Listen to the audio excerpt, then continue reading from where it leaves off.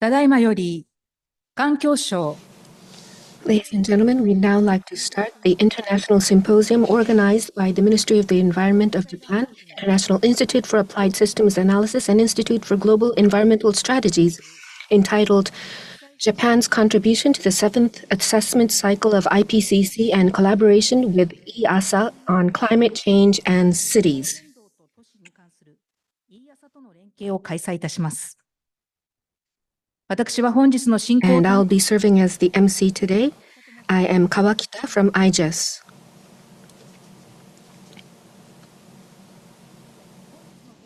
Today's symposium is being held on-site here at the Toranomon Hills Forum and also online through Zoom. It is a hybrid symposium, and we have simultaneous interpretation between Japanese and English. If you are here on-site, please utilize the receivers and set channel 1 for Japanese or channel 2 for English. If you are taking part online, please utilize the Zoom interpretation function and select the language of your choice. And the materials used for the presentation, if the speakers allow, we will be uploading them on the IIASA website. So we now like to start the symposium. First, we will have some opening remarks from Mr. Yagi Tetsuya, the State Minister of the Environment of Japan. So, Mr. Yagi, please, the floor is yours.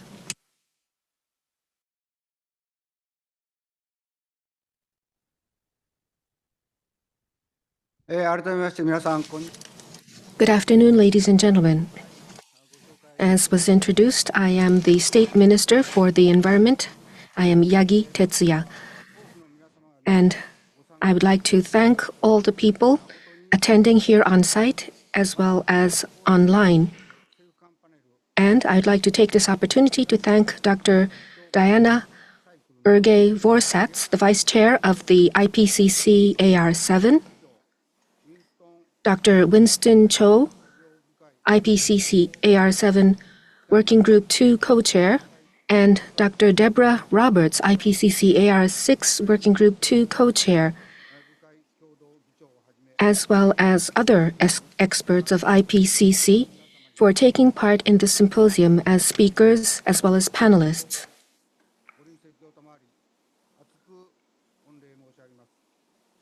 So thank you very much.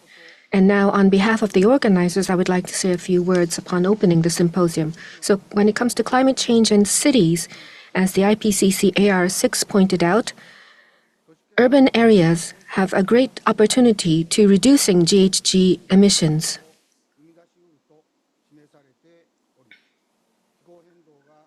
And climate change has impact on cities, and also concerning the countermeasures, there is heightening interest around the world. And also last year in December at the COP28, the final document clearly stated that cities have a role to play in climate change, and the awareness has been renewed.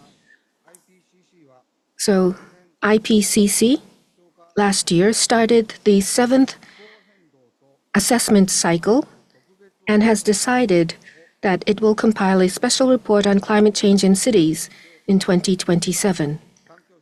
The Ministry of the Environment of Japan hopes to further strengthen its contribution to the IPCC, and together with the International Institute for Applied Systems Analysis, IIASA, last year in September, we have started a joint research project on cities. Also this April, the scoping meeting for the IPCC Special Report on Climate Change and Cities is scheduled.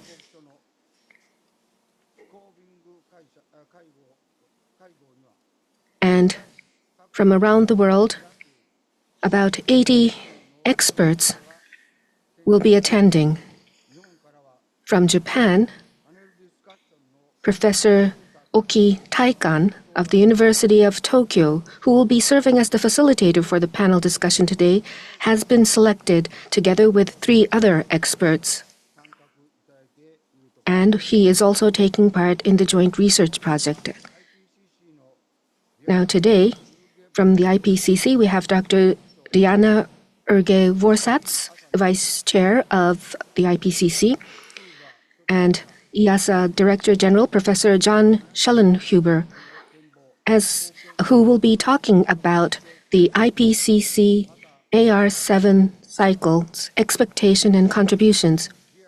Also from IIASA, we have Dr. Keiwan Ryahi, who is the program director, to talk about the joint research project. In the panel discussion in the second half, we will hear about the direction that the special report on climate change in cities will take, the expectations on the joint research project, and also the contribution to be made to the international community. I do hope that today's symposium will contribute greatly to the joint research project with IIASA and also city-to-city collaboration projects in Asia in order to designate decarbonization leading areas. And we hope that through the IPCC special report, Japan can contribute greatly to the global climate change countermeasures. I do hope that today's symposium will help deepen the understanding towards the importance and urgency of climate change countermeasures within the cities. And we hope that this would lead to action. And with that, I would like to end my opening remarks. Thank you very much. 八木副大臣、ありがとうご Thank ざ you います。 very much, State Minister Yagi. 続きまして、基調講演に移らせていただきま Now す。 we would like to start keynote speeches. First, from IPCC, we have an honor to have Dr. Diana Erge-Vorsatz, Vice Chair of IPCC AR7. The title of the speech is Roadmap for IPCC AR7. Dr. Diana Erge-Vorsatz, please take the floor.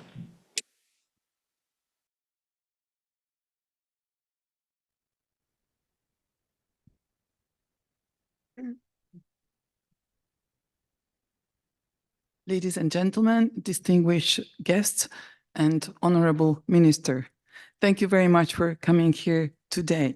So what I want to talk about today is the roadmap for the 7th assessment report cycle of the IPCC.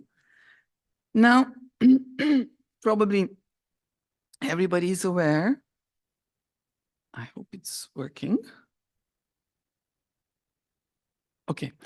As everybody is aware, IPCC's most important activity is to publish reports. We have already published 6 assessment reports, 14 special reports, 9 guidelines for national greenhouse gas inventories, as well as good practice guidance, as well as 6 technical papers. So it has been a very productive time in the less than 40 years of the history of the IPCC. Our reports, our products have been very impactful. For example, in 1990, just 2 years after the creation of the IPCC, the first assessment report led to the creation of the United Nations Framework Convention on Climate Change in 1994. The second assessment report led or fed into the Kyoto Protocol in 1995. The third assessment report helped the focus of attention on adaptation to climate change. And the fourth assessment report incentivized the establishment of the 2 centigrade limit to climate change and global warming, as well as led to the Nobel Peace Prize of the IPCC that was shared by former Vice President Al Gore. The 5th assessment report fed into the Paris Agreement, and the 6th assessment report into the first Global Stocktake. So, as you know, the sixth assessment report cycle has been the most productive, actually, from all the cycles. And thanks to the very hard labor work of, for example, Deborah Roberts, whom you're going to hear a lot today, it produced 3 special reports, all the 3 volumes of the assessment report, as well as the synthesis report. And you already see the tremendous impact of these reports. And here is only the fact sheet about the 3 working group reports. So you see that each of them reached at least 10,000 citations, but working group T report is over 34,000 citations already. And you see that also it represents the engagement of not only hundreds of authors, so each report had over 200 authors, but also each of our reports have received over 60,000 expert review comments. So really this represents the result of a very broad range of perspective from all around the globe. However, all the hard work did not come without lessons to be learned from the 6th assessment cycle. And we had a very strong reflection period of what went fantastic, and what we can continue, but what were really the challenges of the 6th cycle and what we want to learn. So I don't want to go through all of them, but certainly one of the strongest lessons was that it was just too hard on the IPCC, especially the experts and the leadership, this very ambitious cycle. So in the 7th cycle, the panel recommended that there should be fewer and more focused reports to reflect the emerging science rather than all the science, and also the reports to be even more policy relevant than before. Also, we need to evaluate different reporting formats and discussing the need for new product types. Also, it's really important to have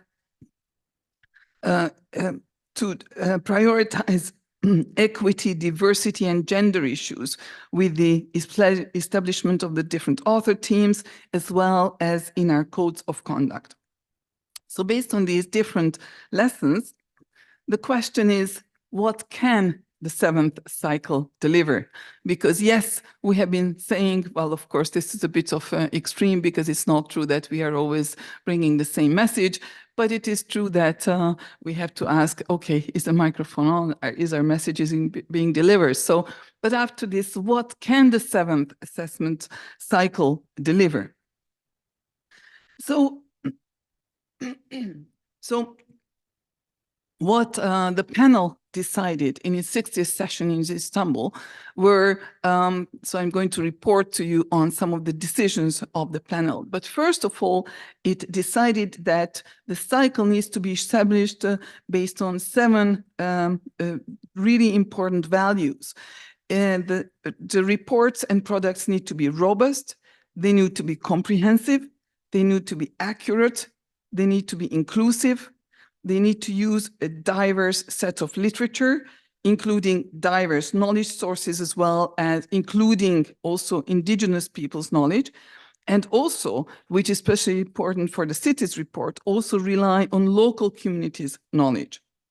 So based on these values, let's see what are the different products that the panel has decided for this particular cycle. So the panel decided that we will continue with the tradition of producing the assessment report, and the same traditional volumes will be produced as in the previous cycle. So one on the physical science basis, one on impact, adaptation, and vulnerability, as well as one on mitigation of climate change. And we are also producing a synthesis report based on these 3 volumes of the assessment report. However, there is only going to be one special report, which is the special report on climate change in cities that was already actually decided during the 6th cycle, that this will be the first report to be produced in the 7th cycle. Also, there will be a methodology report on short-lived climate forcers, as well as one on carbon dioxide removal technologies and carbon capture, utilization, and storage. Also, there will be an update of the 1994 IPCC technical guidelines on impacts and adaptation. However, this will take place in conjunction with the Working Group 2 report, but published in a separate product. So in terms of timeline, we don't yet have the full timeline plan, but this is the approximate timeline. So what we know is already in this slide. So first of all, the cycle starting in 2023, so last July, when the new bureau and the chair were elected.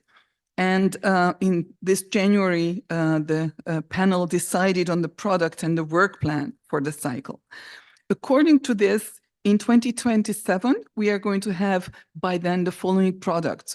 So in early 2027, the special report on cities will be published.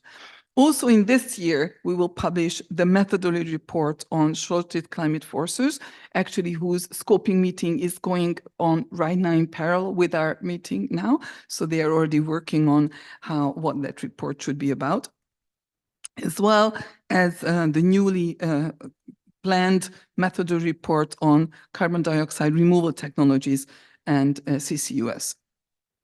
The actual timing of the 7th assessment report working group volumes, as well as the technical guidelines that I mentioned, is not clear yet. We are just producing together with the Bureau suggestions for these timelines, and this is going to be adopted at the 61st session of the panel in July this year.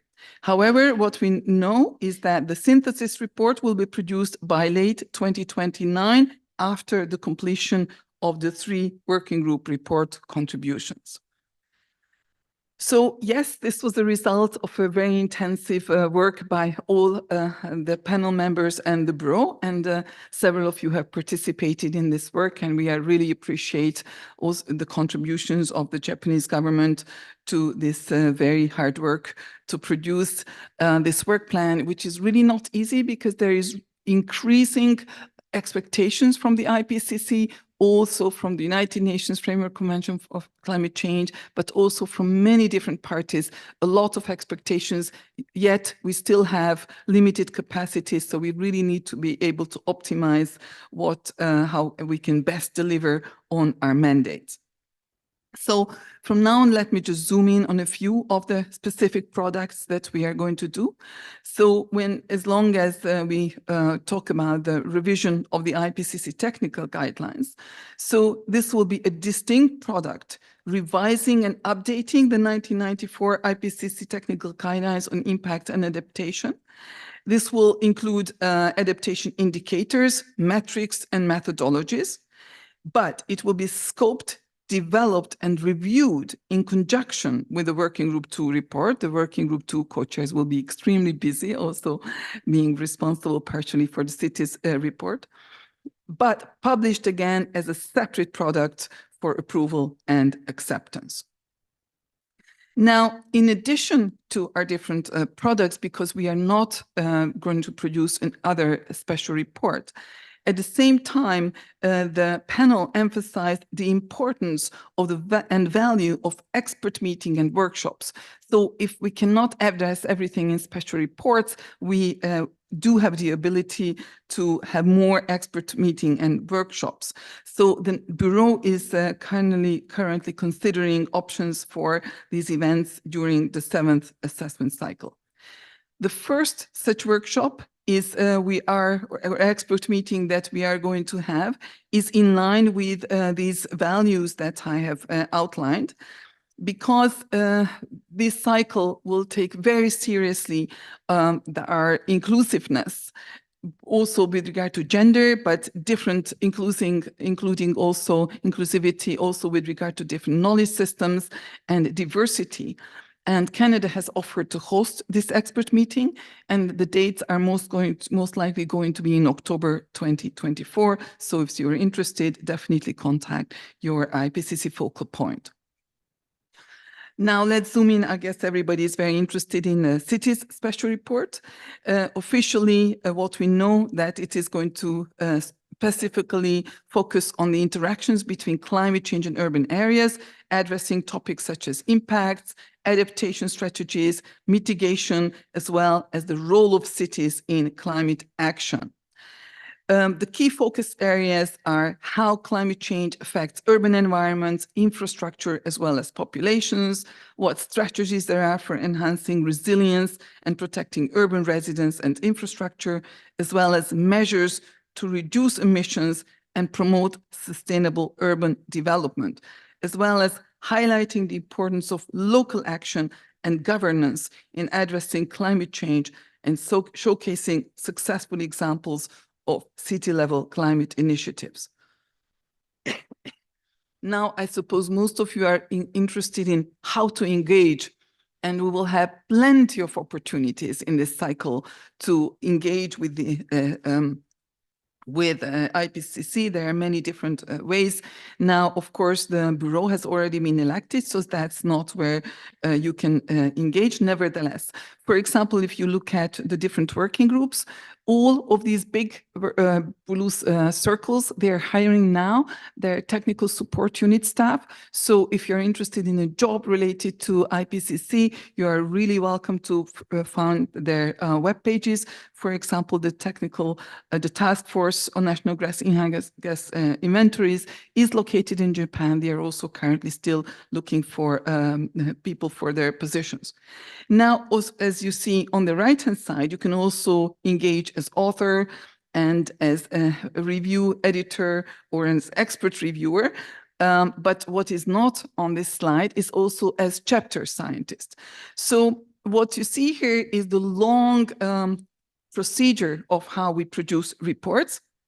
And on the right-hand side, you see how on these different stages you can engage as in different capacities.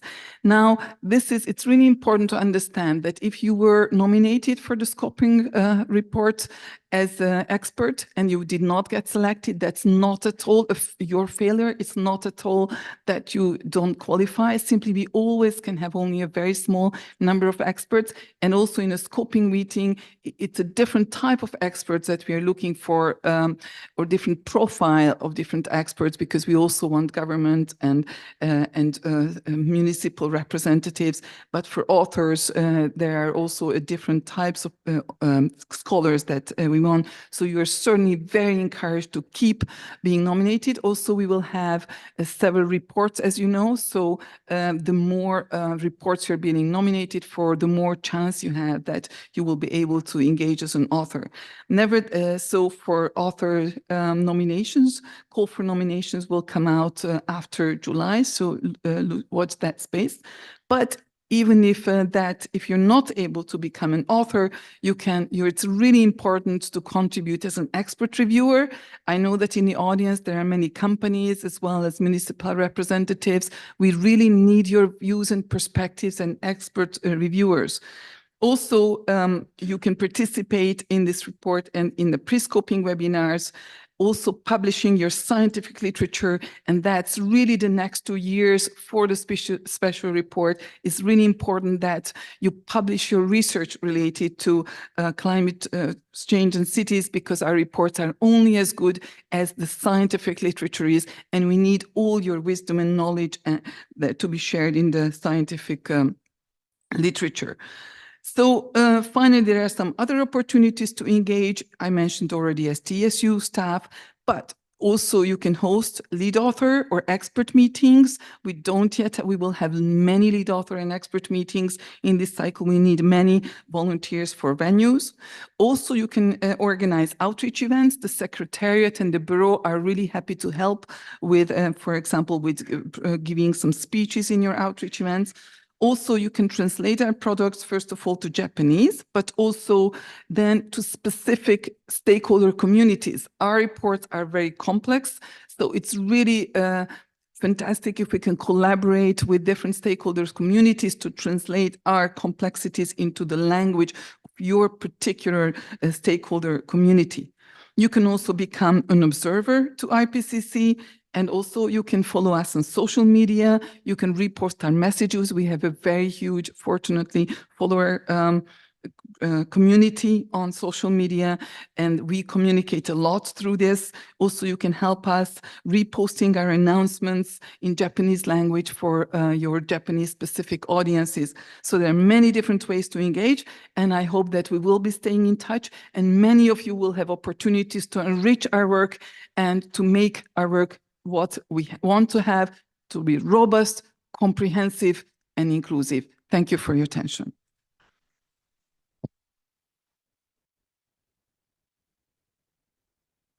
ウルゲ・フォルザス様、ありがとうございました。Thank you very much.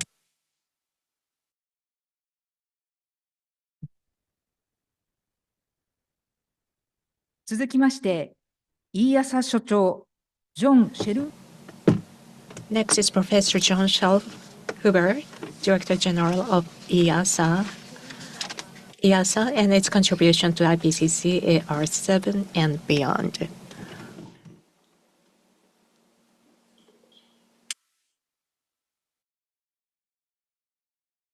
So thank you very much, Honorable State Minister, dear colleagues, ladies and gentlemen. The title of my keynote is Why Cities? So why has the IPCC picked, in my view, the most important issue on this planet in our transition towards sustainability? So for me, in particular, it's a pleasure to come back to Japan. I've been here many times. So meeting, let me see, members of the imperial family, for example, and in 2022, so I'll go back, I had the chance also to give a lecture to the emperor and the empress here in an event which was also organized by Dr. Takemoto here. So that was a very important event involving also the Prime Minister. So let me see whether this works. Difficult. Oh, here we go. So that was the title of my lecture, How to Preserve a Livable Planet. And I skip this. This is about the IPCC. But this is now important. Japan's contribution to the 7th assessment cycle of the IPCC. Diane Oegeforsat has just shown you what the plan is. And the question is now, why cities? Let me emphasize that there's a triangle of collaboration here. So the IPCC, of course, IIASA, the institute I'm heading right now for systems analysis in Austria, but it's an international institute involving 21 nation states and, of course, finally, Japan. Japan is a member of IIASA, has been for a long time, a very active one. Actually, Dr. Takemoto here is the chair of our council, and he was the driving force behind this project that we work together on the urban agenda. So that's very important. So Japan is here really playing a pioneering role. Now, let me dwell a little bit, not on the IPCC, but on the built environment in the 21st century. So you see, towards the end of the 20th century, architecture was more or less about what we call star architecture, so star architects. Give me $1 billion and I'll build you a crazy skyscraper in the middle of New York City or London or Singapore, whatever. This is for a tiny elite of people, of course, who can afford this. And the architects more or less have served them very well. But did they save the majority of the people on Earth, in particular in the global South? And if you see such a fancy skyscraper, what is the reality for the majority of people on this planet then? The reality looks like this. This is an aerial view of Cairo. Cairo is currently the biggest city in Africa, about 20 million people. It's part of formal and informal settlements. But if you try to find a green spot here in these quarters, you will not find anything. This is the living and accommodation reality of most people on Earth right now. So can urban planning, can architecture, can rural design, can it serve the many and not the few in the future? Let me see. And so let me take you back actually. So let's see whether I can go back. Yes, here and here. It's very sensitive. Yep. The city is the cradle of our civilization. No? So after the Neolithic Revolution, 10,000 years ago, when people started to settle down and doing agriculture and husbandry, finally, about 6,000 years before now in Mesopotamia, the city emerged. This was, yeah, the focus where culture was born, actually, in Mesopotamia in particular.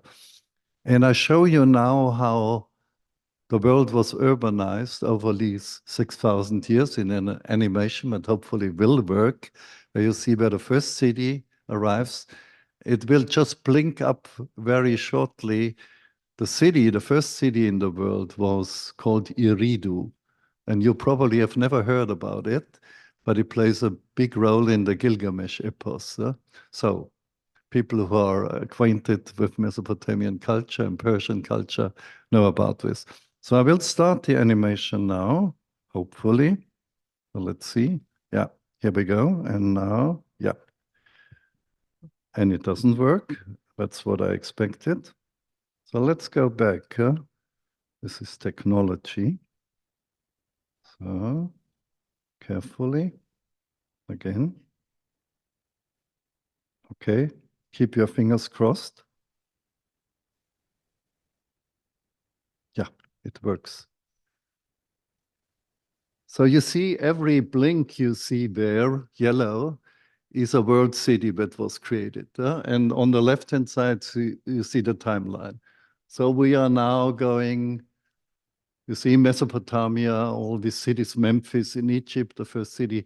You will soon see cities in India, for example. And then if you look to China, there will be the first city in China popping up around 1800 years before Christ. And when you see how the cities are spreading, Troy was created and destroyed by the Greek.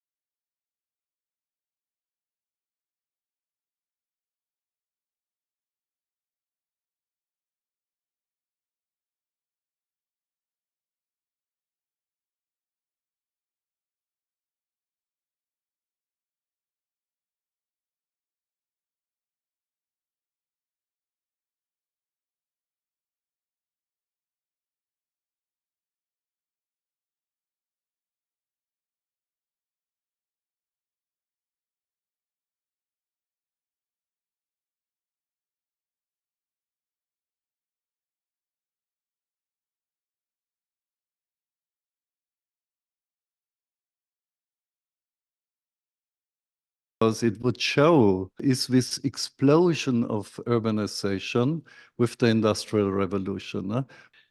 What you see now in the end of 6,000 years is how the world is covered by big urbanizations. And it has exploded in an exponential way over the last 200 years. And now you can imagine all the energy, all the materials, all the money, all the human capital is going into these centers. And if this exponential dynamics driven by fossil fuels keeps on exploding, we will have no chance to contain global warming. We will lose all biodiversity on Earth. And these cities are also centers, not of inclusion, but centers of human separation. So we have to do something about it. So let me go to the next thing. And yeah, what is my proposition here? And I think it's very important.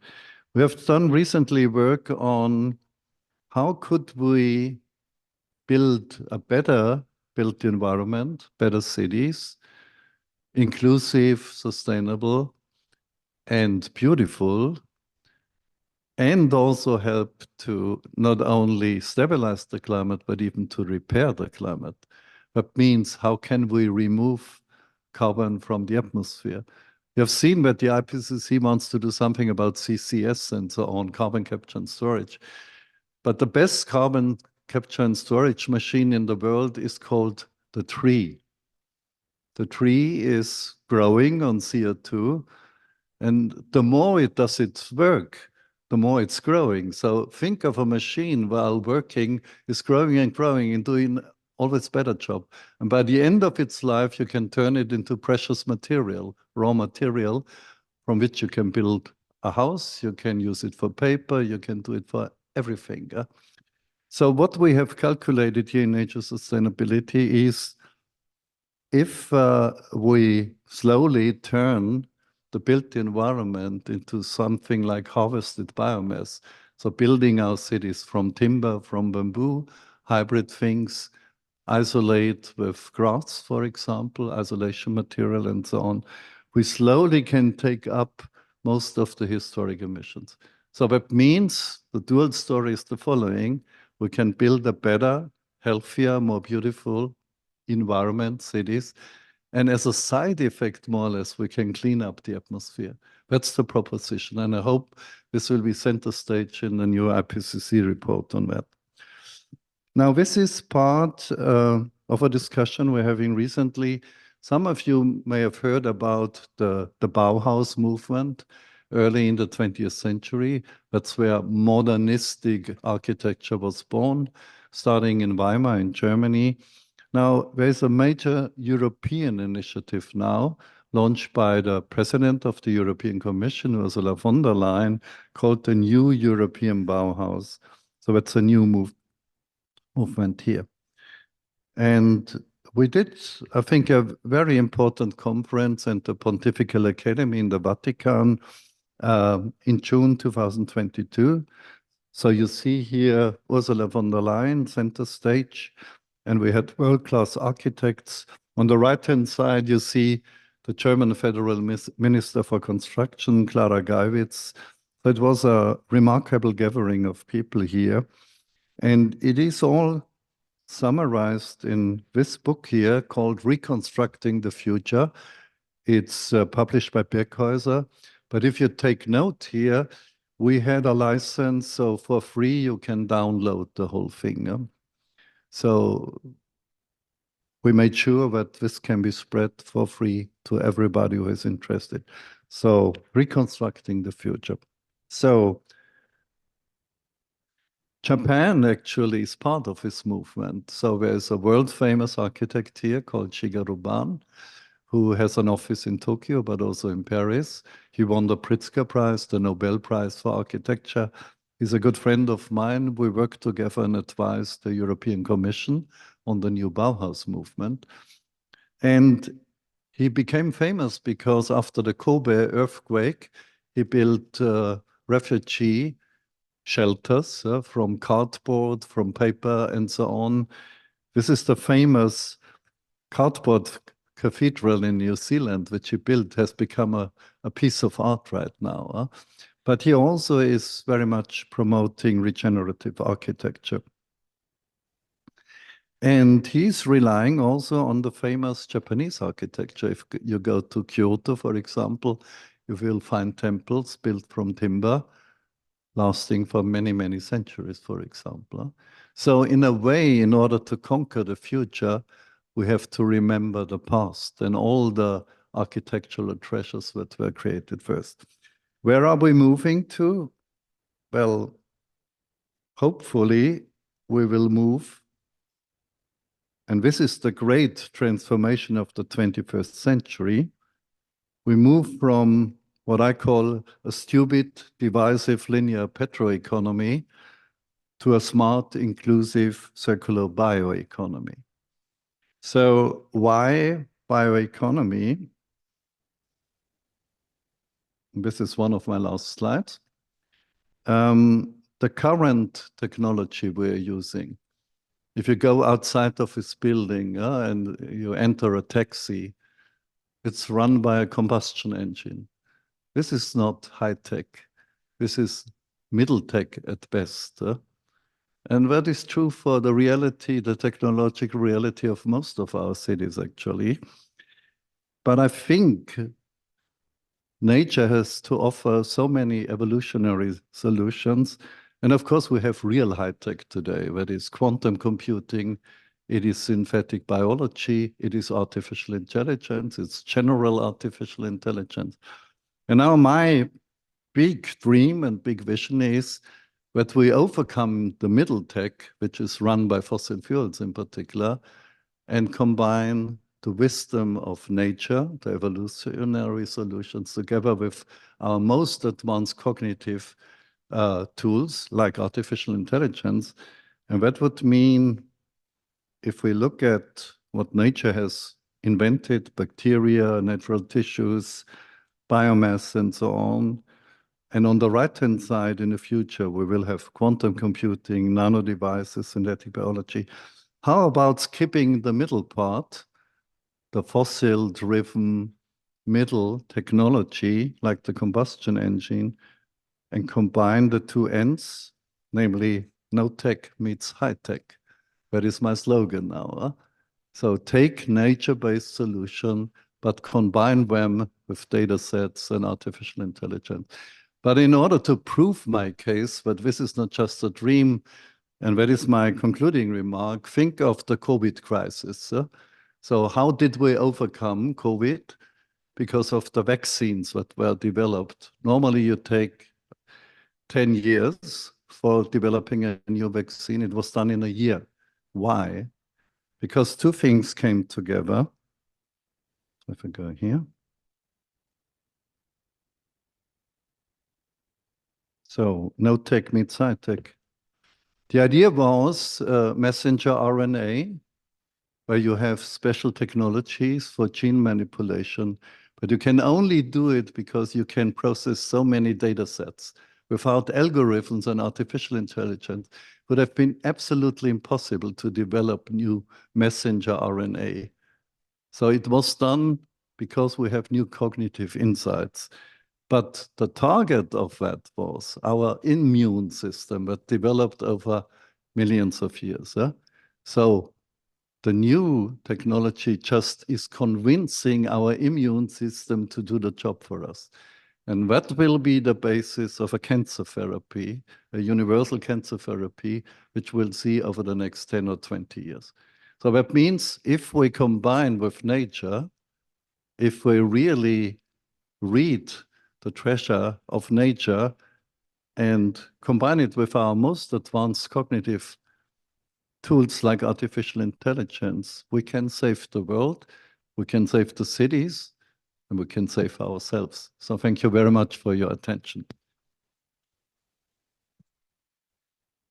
シェル・フーバー様、ありがとうございました。Thank you very much, Professor Schellenhuber. Next, from the Ministry of the Environment of Japan, we have Deputy Director General of Global Environment Bureau, Ms. Ogawa Masako, who will be talking about Japan's contribution to the 7th assessment cycle.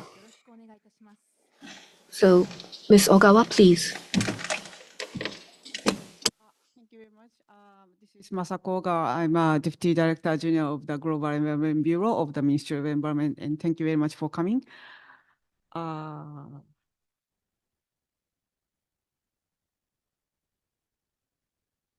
So today, so my presentation is rather on policy side, so very, very different from the previous two presentations, but please allow me to in advance. And yes, so three components or three contents I would like to present today, and like a backward looking, forward looking, and what we are doing now. And actually the title is which we expected. We expected the Japan contribution to IPCC, but maybe the kind of the experiences and knowledge and knowledge base or institutional basis, those should be definitely contribute to IPCC report, particularly the special report on cities. So that we hope that, I think that after the second session today, so we have more conversation on that part. So first, looking back, particularly in 1950s and 1990s. So not 1,000 years ago, but yeah. So as you see, and many of aware, but I don't know whether the experts from other countries are aware. But in Japan, local governments have led to develop decrees to address the environmental pollution, and also particularly because it is same common for every local government that they are actually working for their local residents. So there's many requests from residents to address those pollutions. So they have taken lead in the end. And as you see this figure, this is actually using the figure presented in the quality of environment in Japan, which is kind of the white paper in 1993. So this year is, as you may aware, that very, very important for us and for all. And so, but before as you see here, in the period 1954, 55 and 1964 period, gradually they developed the decrees as well as divisions or department, etc. And also they develop special centers or experts to actually monitor and investigate the pollution, etc., etc. And this is a number of the prefecture. So this is not the 47 is a maximum. So by the end of year 1971, all the prefecture prepared all their relevant policies as well as the departments.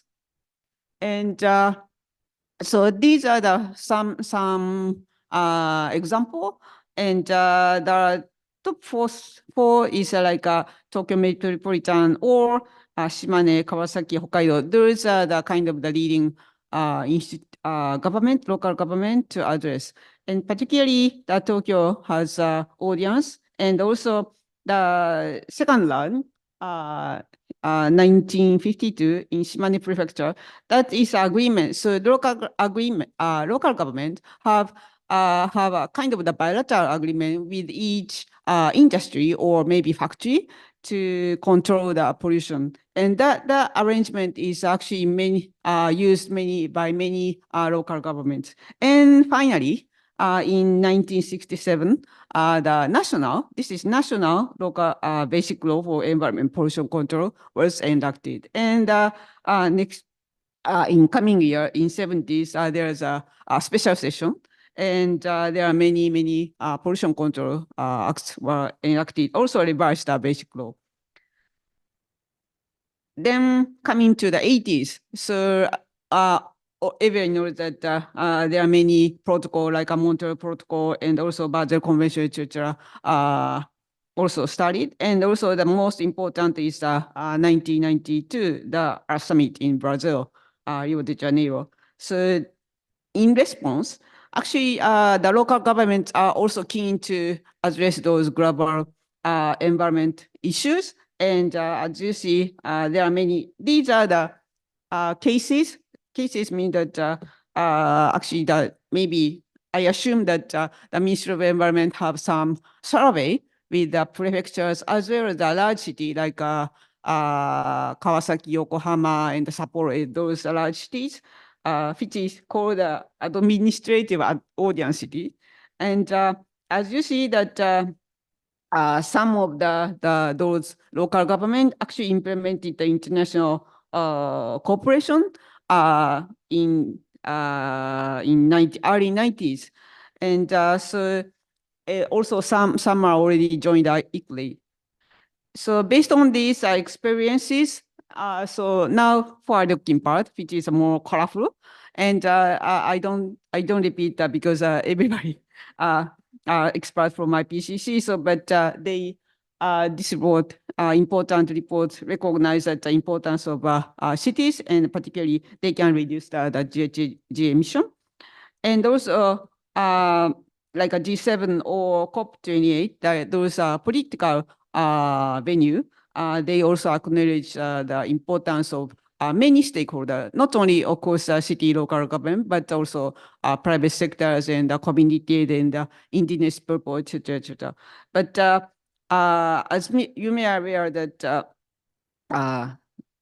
the city is one of the key player as a non-governmental stakeholders.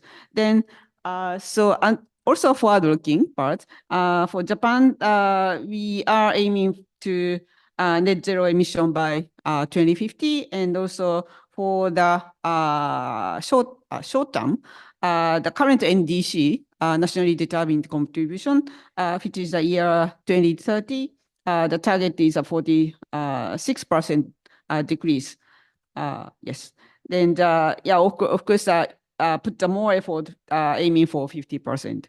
And the contents is quite important because these are the national targets, but those targets should be supported by many actors, so including industry, business, household, etc. But the particularly relevant for cities is the business like a commercial activity as well as a household.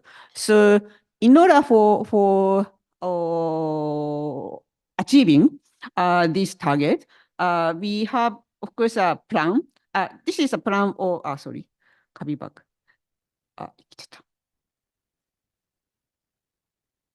So these are the numerical target, but also, of course, the plan includes what the measures should be implemented. So these are the some measures. Of course, the renewable energy is one of the key components to reduce the emission. But for cities, or like as I said that the previous part, commercial or household, so we include one of the major policy, which is here the creation of more than 100 leading decarbonized region by 2030, and develop a regional decarbonization roadmap. So based on this roadmap, we push to reduce those emissions from household or commercial side by supporting the local governments. Then what we do now?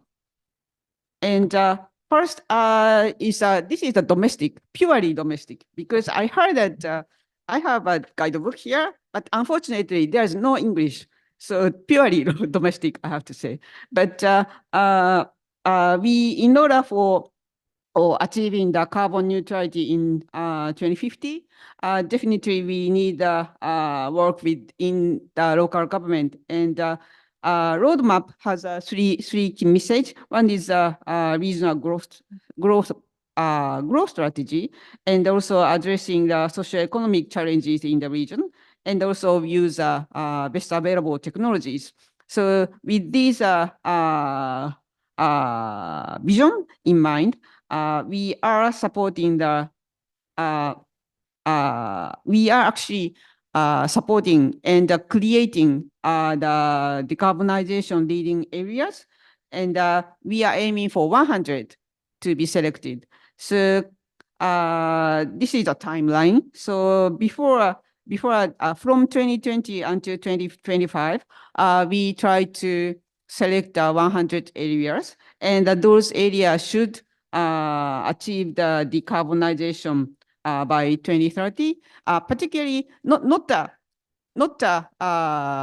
decarbonization for everything in the city, but more focus on as I said, more focus on the household and commercial areas, and particularly their emission related to power. So these are the key roadmap and key timeline or milestone. And now we have 74 areas. And as you see, it is actually from Hokkaido to Okinawa. So there are many currently 74 areas are selected. And as you see in the left hand up, the bracketed, these are the proposal. And through the proposal, we have selected until now the 74 areas. And I think red one is newly selected by fourth round in last year, fiscal year this year. So recently selected areas. Then what they do? So of course that every city has how can I say every condition, or maybe land use are quite different, and the industry different, and how they live is quite different. So for example, Hokkaido, they use they develop biogas generation. So as I said, that they definitely introduced a renewable energy. So these infrastructure are implemented in each selected area. And one is Kyoto, that is very famous for jinja temples. So they try to decarbonize of these cultural heritage. Then also, of course, there is some financial support from the government. Not only financial, but capacity development, knowledge support. These are provided from the government, Ministry of Environment, for those selected local government. But the second part, Japan Green Investment Corp for carbon neutrality. This is actually support any cities, any activities, either in the selected area or outside the selected area. Then now I would like to rush to the last part, the cooperation. So of course, as I explained in the backward section, so the local government has actually capacity of institution and the decrease and the knowledge and people, so experts. So they actually started in early 80s and 90s. They already started the international cooperation, but we particularly focus on the decarbonization or the addressing the global environment, so that we have a city-to-city collaboration for particularly decarbonization. Then we have the 20 cities working with the 49 subnational worldwide. So this is the map only show the Asian countries, but several working with like Chile or Palau.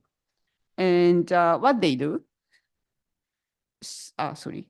This is a cases. For example, Tokyo Metropolitan Government, and work with the Kuala Lumpur City, and they provide like a transfer of the green building system, or maybe develop support of development of zero carbon scenario of Kuala Lumpur City, and also Yokohama and Janam, they are working towards decarbonization. So these collaborative works we have supported, and there's a kind of the accumulation of the cases.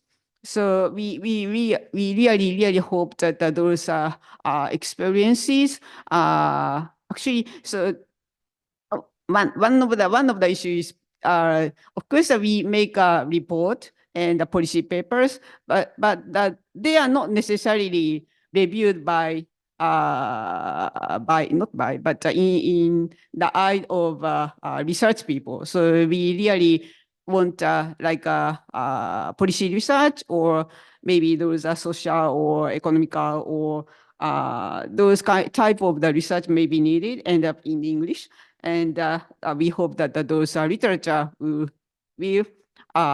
contribute the IIASA report, IPCC report, of course, IIASA report and IPCC report. Thank you very much. 小川交渉官、ありがとうございました。Thank you very much, Ogawa-san. With this, we conclude the keynote part. Now, we would like to invite Dr. Keiwan Ryahi, Program Director of IIASA. He's going to talk about IIASA Japan Research Project on City Transformation. He is going to kick off the report launch. So now, Dr. Ryahi, the floor is yours.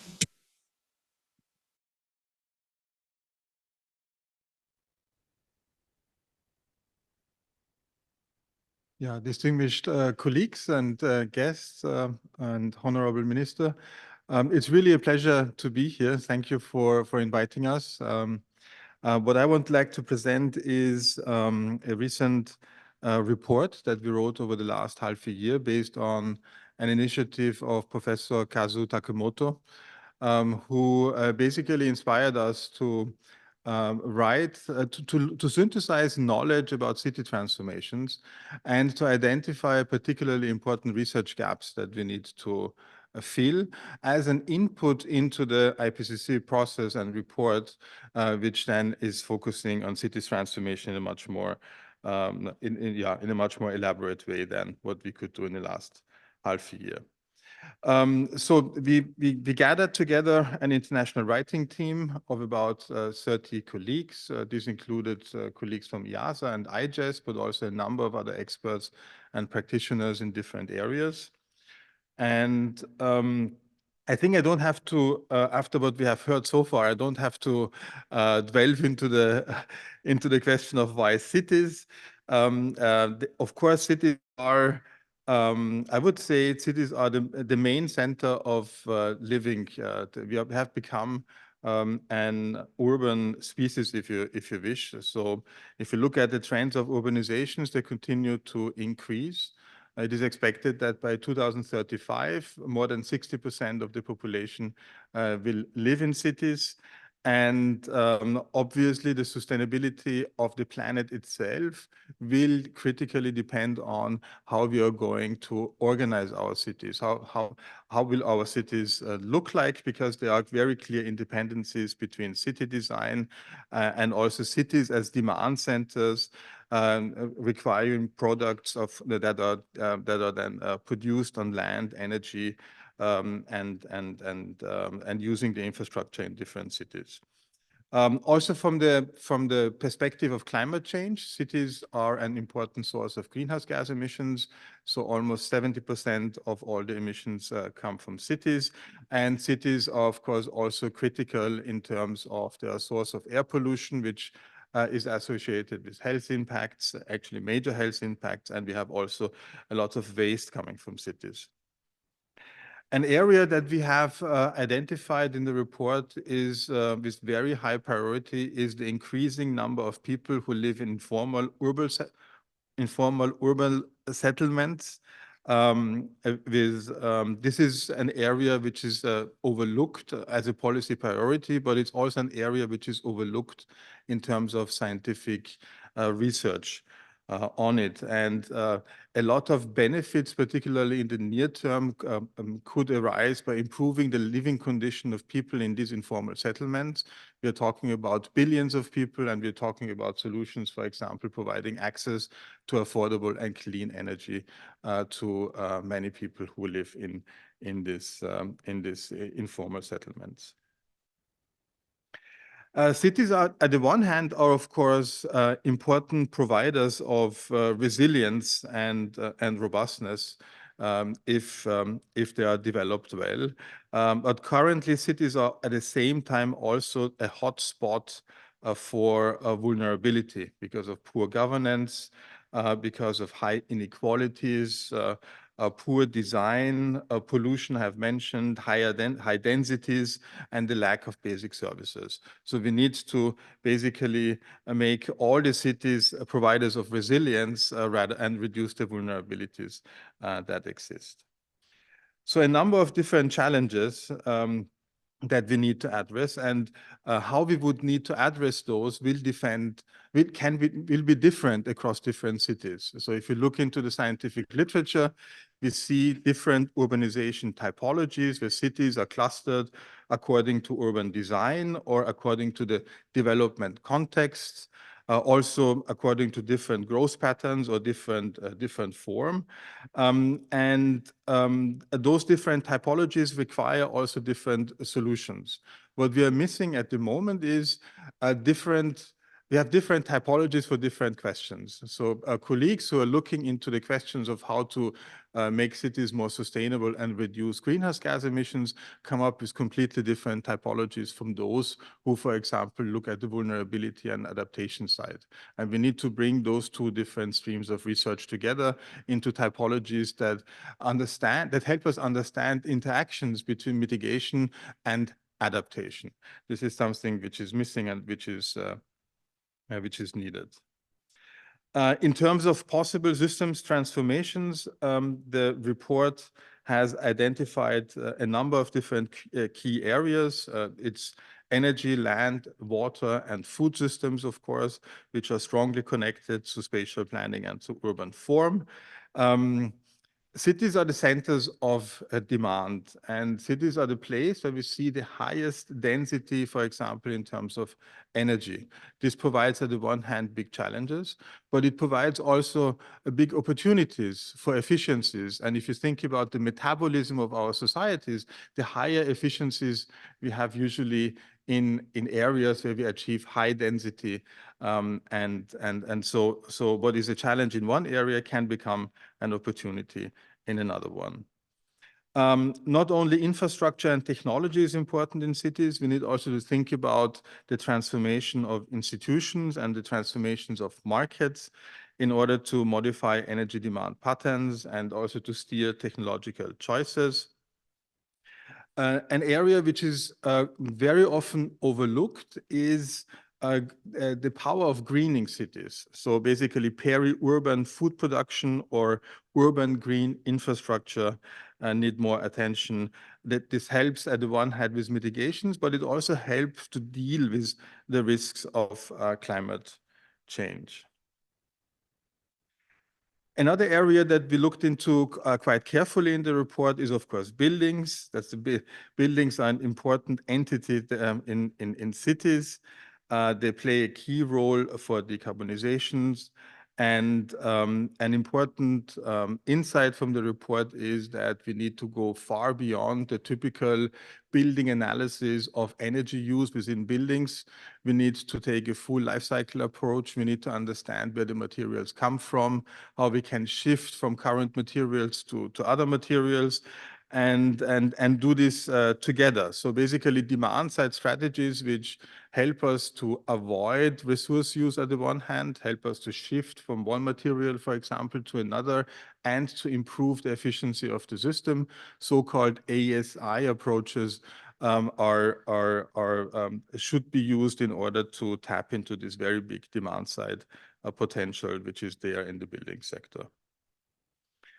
Then finally, transport, of course, and a very important transport and mobility is a very important aspect in buildings as well.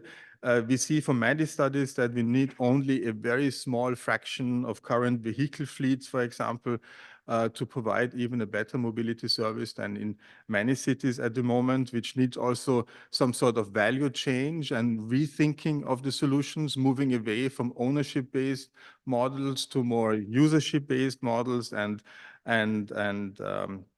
building on efficient public transport systems, which are much more easily set up in cities, of course, than in a rural environment. A number of other measures have been identified as well in the report, like low emission zones, providing efficient and accessible public transport systems. I've mentioned that. But at the end, the strategies can be quite different across different cities, depending on their characteristics and depending on the urban form. So it's also about changing urban design in a way that you can create accessibility in order to basically harness the improvements from different technological choices. Smart cities and digitalization is, of course, a very important topic, and the smartness of cities will critically determine also their environmental footprint, including CO2 emissions. Many of those solutions mean to move away from autonomous disconnected devices to new digital systems, connected systems, because that helps us to increase the efficiency and the quality of the efficiency of the system and the quality of the services. It helps us, for example, to use vehicles, electrification to electric vehicles to manage, for example, supply side fluctuations of renewable energy. So if vehicles can connect with the grid and basically communicate with the grid, we have a totally different solution space as if we don't digitalize the area and don't share the data. Also, vehicle sharing and mobility as a service is enabled through digitalization, and perhaps in the future, the role of autonomous vehicles can also, with autonomous vehicles, we can also enhance mobility solutions in cities. From the scientific side, big data as well as AI methods will become more and more important to identify tailor-made solutions for cities, where we can take also the heterogeneity and preferences of different of the people who are living in the cities better into account.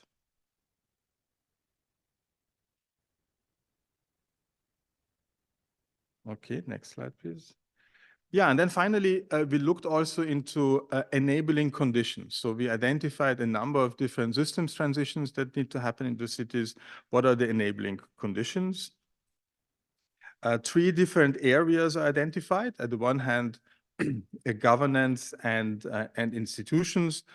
Cities are, of course, an important part in a multi-layered governance system. Some decisions can be taken in cities, some decisions need to be taken somewhere else, and this interaction between cities and in collaboration with the federal system, for example, needs attention. The governance itself needs to become more inclusive, transparent, and empowering to be successful. And one thing that also was identified actually in the discussions that we had yesterday is that no one governance system will be the governance system for all cities. So dependent on the social norms, but also on the development stage of different cities. Think about informal settlements. The governance and institutions, the governance system and the institutions might actually look quite different. Another important enabling conditions are, of course, social and technological innovations that become available. Cities are in general hubs of innovations and facilitate to that global transformation.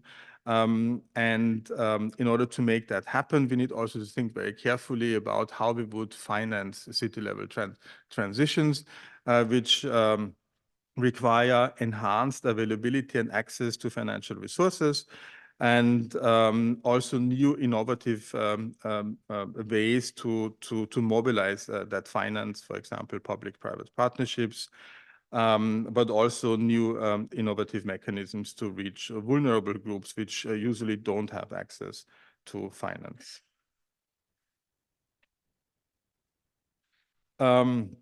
Another very important enabling condition is to which extent are we managing to basically reduce the size of the overall system. The lower the demand of different resources and energy is, the easier it will be to create a successful transition. And behavioral and lifestyle changes, of course, play here an important role. But behavioral and lifestyle changes interact with social norms, and also social norms, of course, are connected to basically the infrastructures and the technologies that are available. So we need to make progress on all 3 fronts. We need to have the infrastructure. We need to think about what are the values that we have within our society, so that we enable the individual to make the right choices. If you think about how big is the potential of the demand side, it's extremely big. So between, for example, in terms of greenhouse gases, between 40 to 70% of all emissions can be avoided at the demand side. This has been assessed by the last IPCC report. And a number of different measures are possible in all different sectors, also at the city level. And then finally, let me comment perhaps that if we do this transformation in the cities in a successful way, there are a number of different synergies that we can build upon. On the one hand, there are synergies between certain mitigation measures and adaptation measures that we need to think about by redesigning the cities. Think about expanding green spaces in cities that at the one hand would basically remove CO2 from the atmosphere, but at the same time, of course, help with adaptation because of heat stress or building design and insulation. And then there are numerous opportunities, of course, for the SDGs itself. What we need is, of course, that these SDG co-benefits are also prioritized in policies, because with prioritization of the SDG benefits of different measures, we can also create an environment for policy that that improves the quality of life of people living in cities. Thank you very much. 宮城様、ありがとうございました。 Thank you very much, Dr. Riahi. これより約15分間の休憩とさせていただきま Now す。 we'd like to take a break for 15 minutes. And we will resume the symposium from 3:30 p.m. So please be back in your seat by that time. Ladies and gentlemen, we would now like to start the panel discussion. And this session will be moderated by the IPCC AR6 review editor, Professor Taikan Oki from the Department of Civil Engineering, Graduate School of Engineering of the University of Tokyo. I would like to first introduce the panelists. From your left,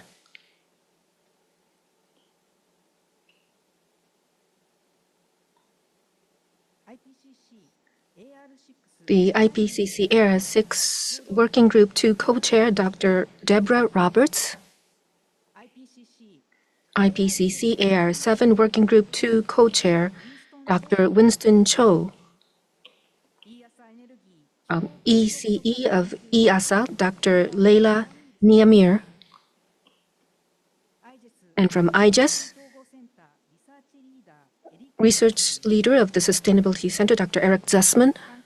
And from the Ministry of the Environment, Japan, Ms. Masako Ogawa. And now I'd like to hand over the microphone to Professor Oki.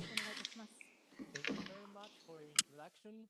And again, welcome to this panel discussion. And thank you very much for joining in person or online. This is Taikan Oki from the University of Tokyo. So I'm very much honored to host this panel discussion. Thank you very much. Okay, and this panel discussion that nothing here. The key question has been presented to the panelists. There are two ones, and first one is what are the challenges and possible directions for the preparation of the special report on climate change and cities in IPCC AR7 cycle, and what are the expectations of the IIASA Japan Joint Research Project? And second one is that how can Japanese policy makers and the research community contribute to the preparation of the special report on climate change and cities? And what are the expectations of the international community to such contribution? So these two questions are all pre-sent to all the panelists. And first of all, let's ask each of the panelists to share their ideas and message to us. So that, Deborah, the floor is yours. Thank you very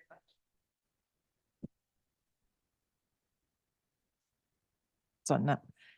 And good afternoon, everyone. Thank you for being here with us and taking part in this incredibly important conversation, because as John Schellenhuber said, cities really define where we go as a society and a species in the future. So a very significant conversation.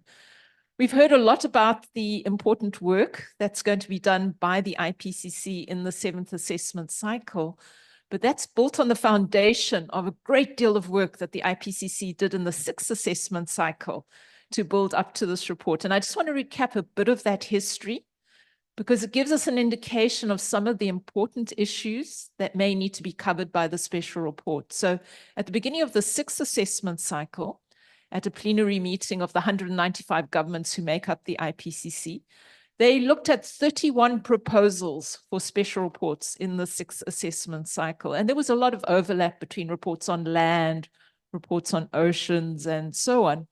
But there was one single proposal for a special report on cities, which came from South Africa.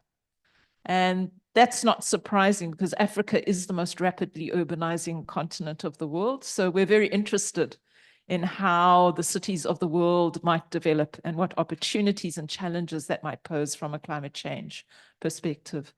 The 195 governments debated this proposal for a special report on cities, and they acknowledged that this was a really important issue, which is significant that national governments are now seeing the roles of local governments and cities as important.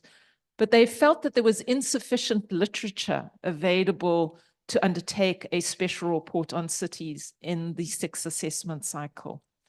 So what they did as part of their decision-making is approve the special report on cities for the 7th assessment cycle, to give the research community, academia, practitioners, and others time to develop the information and the literature that would be important to that assessment cycle, because the IPCC can only assess literature that's in the peer review press or that exists in the grey literature. And the mechanism they used to catalyze that conversation was a co-sponsored conference on cities and climate change science, which was held in 2018 in the city of Edmonton in Canada. And while Tokyo may be chilly at the moment, we experienced temperatures of -29 degrees during that conversation. So that kept us awake and engaged. And that drew together 700 people from science, policy, and practice to discuss what we knew about cities and climate change and what we didn't know. And that identified a number of important knowledge gaps, which were then reconfirmed by a second conference was held during the course of the 6th assessment cycle, which was a virtual conference and drew together 7,000 participants from around the world. Highlighted key knowledge gaps that will need to be considered in the special report on cities. Top of that list was informality. And you can see even from the Japan IIASA project that this issue of informal settlements, but informality generally, because while informal settlements are an aspect of informality, we also have informal economies, and they're also impacted by climate change. And that's top of the piles. And that gives us an important indication of the sorts of stakeholders that will need to be involved.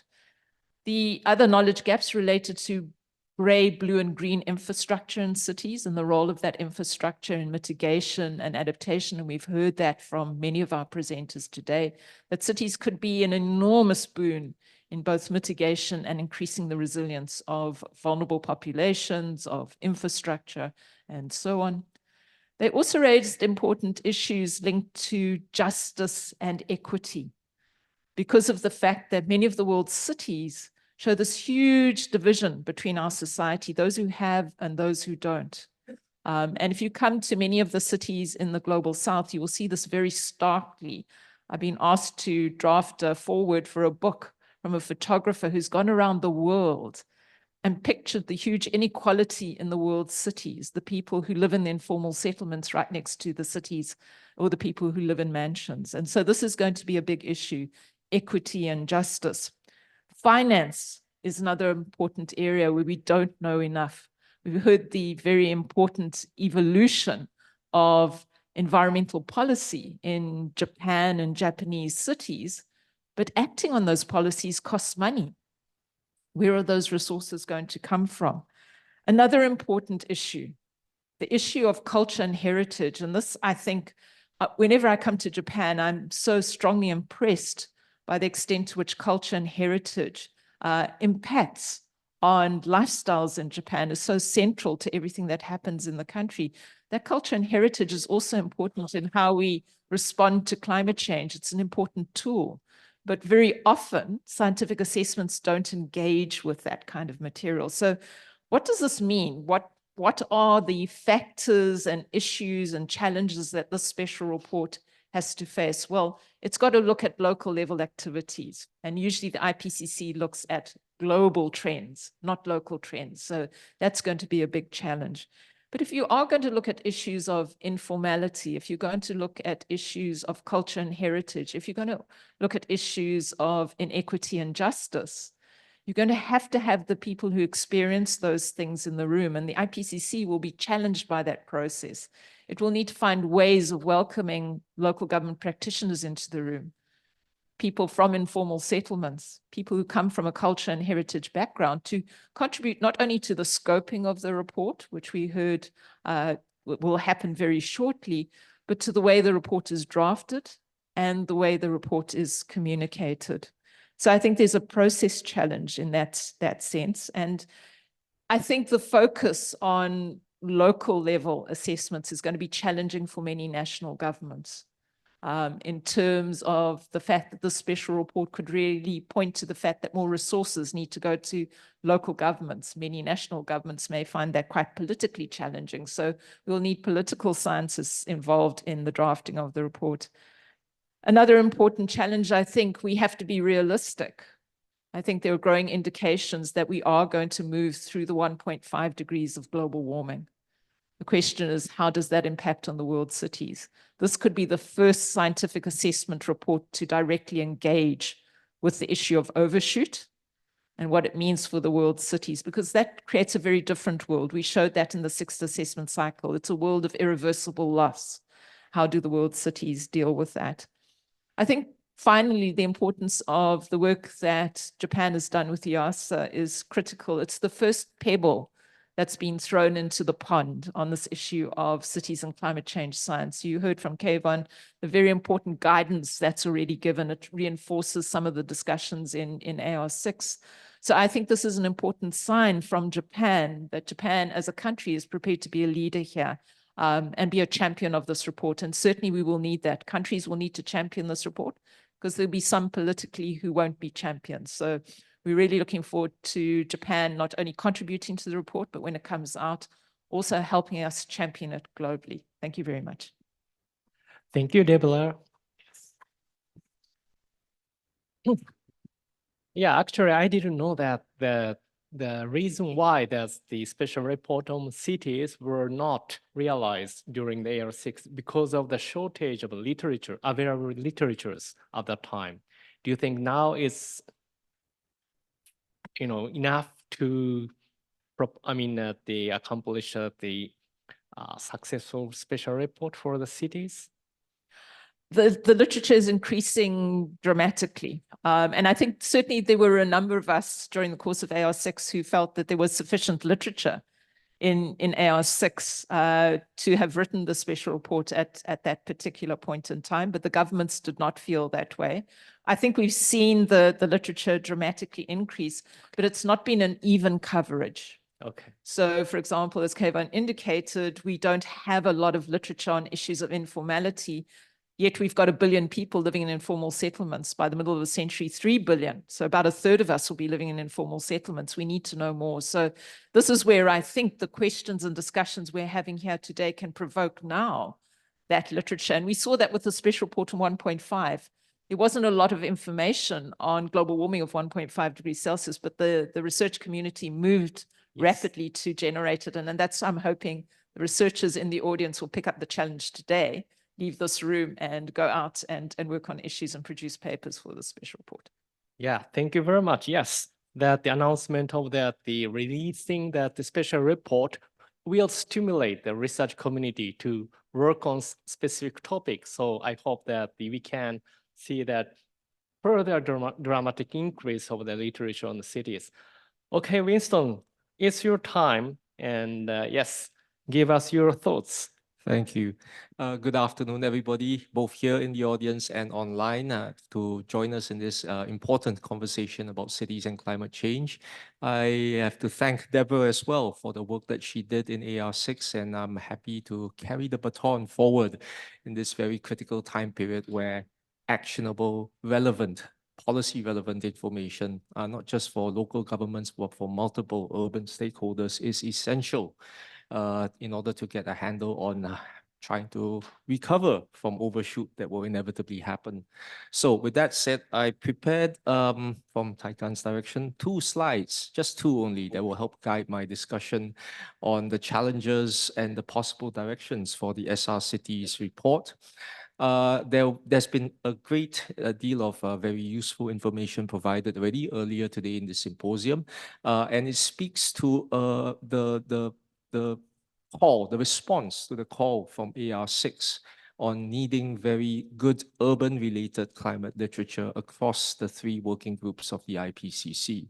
The challenge that I see now moving forward that several scoping experts will have to deliberate on in April and over the next 2.5 years as this special report on cities and climate change hopefully gets published in early 2027 is how to synthesize all this relevant information together. I spoke about the broad scope of stakeholders involved in cities research, and also it lends itself to a lot of cross-working group, very integrative sort of research that has to be synthesized together. And it's no easy task, as I think Kiwan and Leila, you'll talk about that, and Eric as well. We talked about that a lot over the past 1.5 days in this workshop. It's a big challenge to try and integrate and synthesize this quote-unquote urban-related research, speaking to different regions, different sectors, and different new novel research directions and technologies that have emerged over the past couple of years, for instance, on artificial intelligence and how it's incorporated in decision-making in cities or in everyday life as people live, work, and play in urban areas.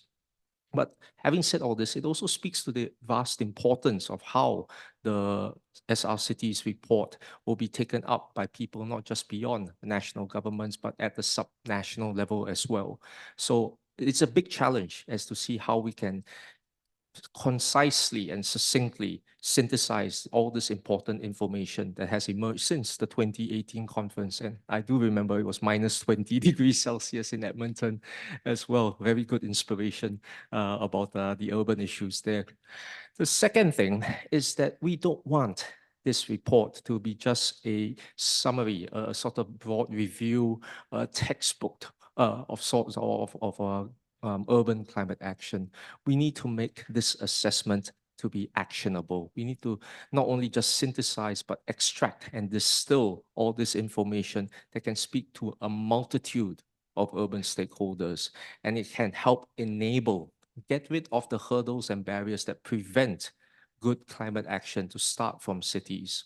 Deborah talked a bit about the importance of finance, and I want to stress that a lot of the solutions that are already available to enhance adaptation, to enhance mitigation, to conserve important biodiversity in cities, and speak to all the sustainable development goals. All this incorporates into climate resilient development. These actions are all available, and they can be enabled by good climate finance is targeted towards these actions, as well as good urban governance that can happen as well. All these actionable policy, all these actionable aspects have to be highlighted, have to be encouraged so that people in cities for different regions and contexts can take up the action that we will try and assess in the special report on cities. Also following on from that, after today's workshop, the third point, we need to find the right narrative. We need to find the right story to hook people into the special report on cities, regardless of whether we are from the global north or global south, from developed or developing, or from countries that are emerging right now. Finding this right narrative to inspire, finding this right narrative to communicate this action is also of paramount importance. And we hope to have that achieved by 2027, if not sooner. The second process-related question, which I think it gets to the nitty-gritty of what needs to be done. How can actions taking place here in Japan and in Japanese cities, as well as for the international urban community, how can they actively contribute towards this special report? A few points. One is how we can develop symposium or conferences with distinct urban themes. The idea is to get a group of engaged academics, engaged policymakers together, try and spread the word, spread this urban gospel through, for instance, special issues of journals and other sorts of academic products that we need to assess. As Deborah and Diana have pointed out, the IPCC doesn't conduct any original research. We can only summarize the actual published research that's available. So this literature can be included for the special report on cities. And the figure behind me is taken from some work from Hans Minks, Simon Montfort, and a few others. They've showcased that areas where there's been a higher than average sort of urban related literature, speaking on a variety of working group themes, be it on science, impacts, adaptation, vulnerability, or mitigation. I've highlighted in particular the very strong above average sort of literature that has emerged from East Asia, particularly from Japanese cities. So these, the community here has been very strongly engaged in producing a lot of relevant urban related research that will contribute to the special report on cities. There is that, but I would caveat that and say that this is particularly from the English language literature, and the hope is that we can broaden our assessment to include other forms of literature published in languages such as Japanese, in Mandarin, in Spanish, so on and so forth. Now is not the time to just focus on one particular language, because a lot of different cities speak different languages that can help in developing these actionable solutions I talked about. And lastly, because of the strong and very prominent visibility of Japanese urban research, we can play, the researchers here and the government as well, and practitioners can play a leading role in integrating networks between the academic world, the subnational governments world, and practitioner communities together in contributing towards the themes and the vision of the special report on cities. So I'll pause here and I'll pass the floor back to Taikan for and conclude my presentation. Thank you. Thank you very much. By the way, what is this figure about? Right bottom figure you showed on slide. Sorry, what was that? What is it? Oh, it's actually a visualization tool produced by Hans Minks, who I believe was the head of TSU for one of the working groups in AR5. He's worked together with Simon Montfort and Felix Kreutzig, very notable urban practitioners, in trying to showcase the location of where these urban climate-related research have emerged. And the darker colors indicate higher than average output of, let's say, urban climate modeling or urban political science or anything that is relevant towards SR cities related themes. So pointing out to where the literature, for instance, comes out from Japan. Darker red indicates a higher level of productivity of research outputs from that region. So that the thick color is better. Thick color means more literature, which might be better for the assessment, yes. And okay. And it also gives you some ideas as to which particular regions, which particular cities in these regions, there might be a requirement for more literature to come out. Okay, thank you very much. Okay, now coming to that Laila. I'm sorry, I should say Leila. Yeah. Both is fine. Okay. Thank you so much. And hi, everyone. It's a really great pleasure to be here. And after the incredible keynote speakers by my opponent and also a very nice speech by you, it's really difficult to talk. But actually, I want to take a little bit different lens as a relatively young researcher that want to always looking for why and how I can basically approach for these issues. So just a couple of words that I want to say that we already talked about the importance of cities and etc. But the important for me was that why we are now discussing about the literature, that is a lack of literature and et cetera, but why is like that? I mean, a couple of things comes in my mind. One more important thing that we also discussed in last 2 days is that cities itself is a complex system. And there is an integrated of the different sectors like a transport, building, food, land, and et cetera. They are linking to each other. And it's really important to have a system of systems vision to look through these things. And also cities are not isolated. We are all integrated. Also, we should go beyond the border of the cities, relation with the rural areas, and even cities to provinces, to the country, and etc.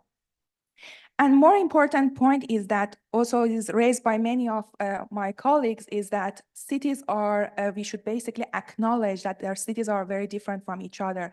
From this different perspective, from the, basically they are heterogeneous, they are different from the developing perspective, I mean, from the growth of the development, from socio-cultural perspective, from infrastructure and services that they have, finance and availability to the finance, institutional and political perspective.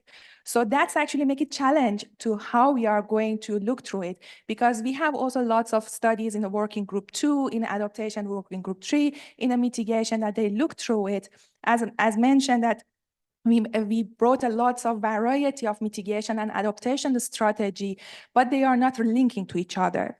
And so here it's a great opportunity for us for this cities report that we kind of bringing all knowledge in one place systematically and looked at how basically these mitigation and adaptation strategies could link to each other and also could have a different cost and benefit of that. So basically we are aware about the mitigation, for example, mitigation strategy A that has this potential, but we don't know what's the co-benefit of that or synergies with adaptation. So basically, what I wanted to point out that there's a variety of studies, but it's our mission for the next IPCC report to bring all this knowledge and try to systemize them to be understandable, to be possible to say, these are strategies for these particular cities or this type of typology of the cities, and this is a cost and potential of that. This is a synergies between mitigation and adaptation. So then policymakers of the different cities could take this to be able to assess, okay, which of these strategies match to their cities or match to their country, that they can take it and adopt it to for combating climate change and mitigating climate change. One more important thing that I want to mention is that all these things that we are talking is related to human well-being. We want all of us, we want to have a better life, and climate, biodiversity, and nature and human well-being is a kind of linking to each other. So we should have a comprehensive view. We also talk about the human nature perspective, that actually also one of the options for adaptation comes is also is a link between adaptation and mitigation is greening of our cities. And these are not benefit for both mitigation and adaptation, but also has an impact on our health and well-being. So this is important also think about it more carefully about beyond the climate and climate actions, also linking to the biodiversity and human well-being. And actually this also brings a big call for all the researchers. First I'm talking about the researchers and scientists, that they should really look through that what we have about the urbanization and urbanization history. We have a really rich things. I mean, you saw in a presentation of the John that we have a really background about the urbanization is a long history. So we can look through it and look through also the new initiative, because cities, as Kayvon mentioned, is a hub for innovation. So we can look through the different innovation or best practices happening around the cities and then see in which context and when this actually works to develop. So you cannot just simply copy pasting one strategy to other cities. You should look through the different systems, because we discussed that they have a different attributes. This is basically from our perspective that I'm really happy also to learn that Japan is presenting of the colleague that you presented, that they have lots of great initiative of a city-to-city practices. This is a great initiative that cities joint effort to to basically bring the knowledge to each other, and also collect all the efforts and basically kind of become bodies of each other to help through this transformation together. So these are the things that we should look through it and become more investing on such these practices in our future. So my last word actually is that all of us, individual of us, I'm not talking about the researchers, all of us as the practitioners, local governments, professionals, engineers, and also even the people that working for example, they are celebrities, that they are kind of role model and bringing this. We all has a role in our society, and each of us can have impact on our decision. Engineers, by bringing the new innovations or new technologies, could facilitate this procedure. Us as an individual, as you mentioned also in things as a households, could change our behavior and lifestyle change from the demand side management, reduce our energy consumption. Local governments could have a better collaboration and also link to the national governments to plan a better facilitating this procedure together. So I'm concluding here that this is actually a lots of work in all of our shoulders. It's not only scientists, everyone. Yeah, thanks. Thank you very much. So Leila, that that IPCC summarizes that the key messages in the summary for policy makers. It's natural because it's an intergovernmental panel on climate change. However, if you say that the audience of the special report could be more diverse in addition to the policy makers, then what kind of the difference we should make in the assessment report? Maybe it's not only for you, but for the Winston. Yeah, actually, I think I can little bit answer and then pass it to you. I think this is a great point. And actually, I think already the selection committee and Winston started this, that for the scoping meeting, they are not invited as scientists. They also invited the practitioners, local governments, municipalities, and ministries. So basically, this is really collaborative work. And that's why I hope that this also repeats in our writing team. And that would be maybe better for our summary for policymakers, that it would be understandable. But for everyone, I also want to add that usually IPCC, when published the report, after that we can do a lot of things. For example, Working Group 2, I heard in the last cycle, they also produce a lot of great text for IPCC for all. So it's a really simple language for everyone.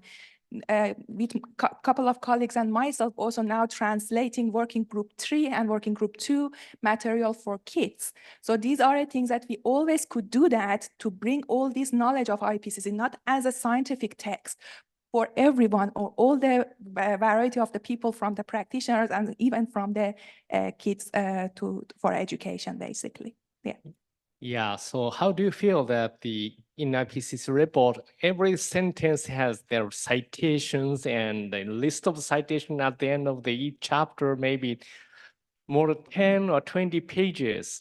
Do you think that's the audience friendly style, or that we need some different way of the delivering?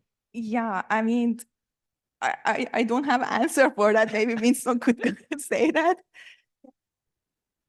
I don't think there is an answer for that, Taikan. But adding on to what Leila rightfully said, we can't write a report for scientists. We can't write a report for just the academic community or just one single subset of the urban community. Hence, for the scoping meeting, we looked for a wide representation across different communities, including civil society, including the finance world, so that the language, not just English, but of course, the language speaking to different stakeholders will emerge from this group of diverse experts in the scoping meeting, and hopefully in some manner, shape, or form in the author teams as well. We need this language to be accessible. Doesn't have to be just, a sentence and at the end parentheses and references. There are other ways to try and communicate that in different forms or different media, which we hope to achieve by the end of the SR City cycle. Okay, thank you very much. So Eric, turn, and you can have the floor. Okay, thank you so much, Oki Sensei, and thank you, colleagues, for giving me the honor to intervene here. I'd like to highlight what I think are some of the sort of challenges, but I think we think about challenges, if you can flip them, they become opportunities as well, for issues that can be, included in the IPCC cities report and things that we can think about moving forward.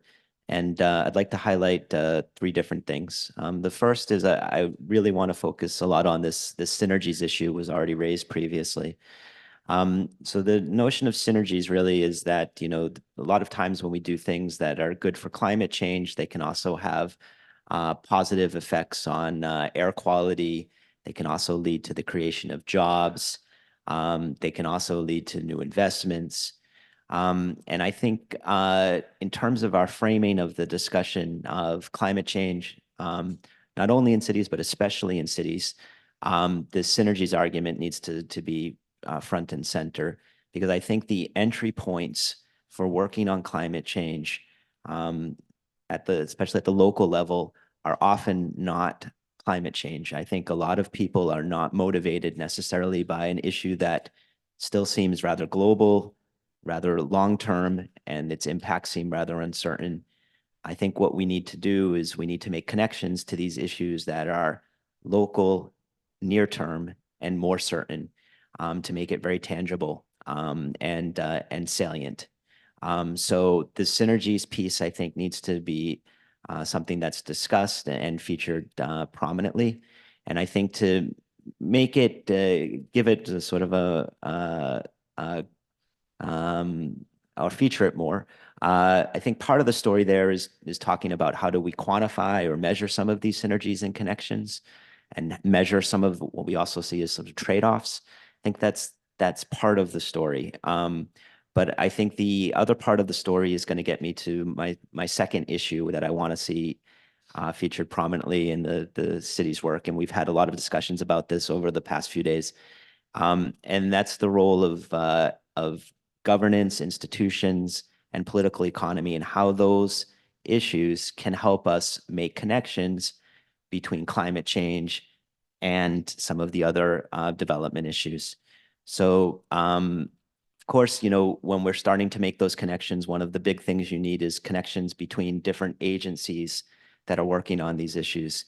And I mean, I think it's great that, we're in a room right now with people from the Ministry of Environment, but I think, in the future, we really want to make sure also we have MITI in the room and the Ministry of Agriculture.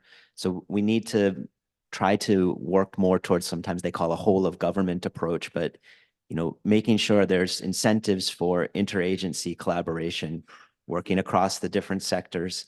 And when I say incentives, I mean it's not just about, creating a meeting and having people show up, but thinking concretely about, if you work across different agendas, what will this mean in terms of your promotions? What will this mean in terms of budget allocations?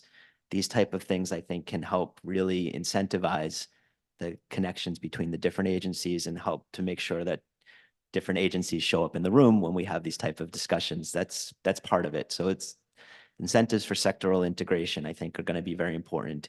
The other piece of this is going to be incentives for working between the national and local level, because I think, as we saw from, for instance, the presentation from Ogawa-san, for these decarbonization leading areas, the cities are going to need resources to do this. And some cities will be able to lead and do it by themselves or spearhead efforts, but like we're working with several small cities in Japan that don't necessarily have those resources. So this multi-level dimension is going to be very important.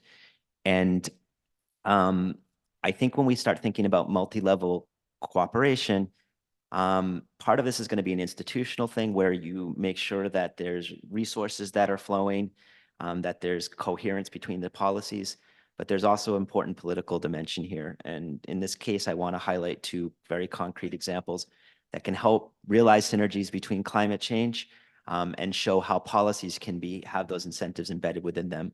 One is happening in my home country. This is the United States. And I think some people in the audience might be aware, but the United States passed a major piece of legislation called the Inflation Reduction Act.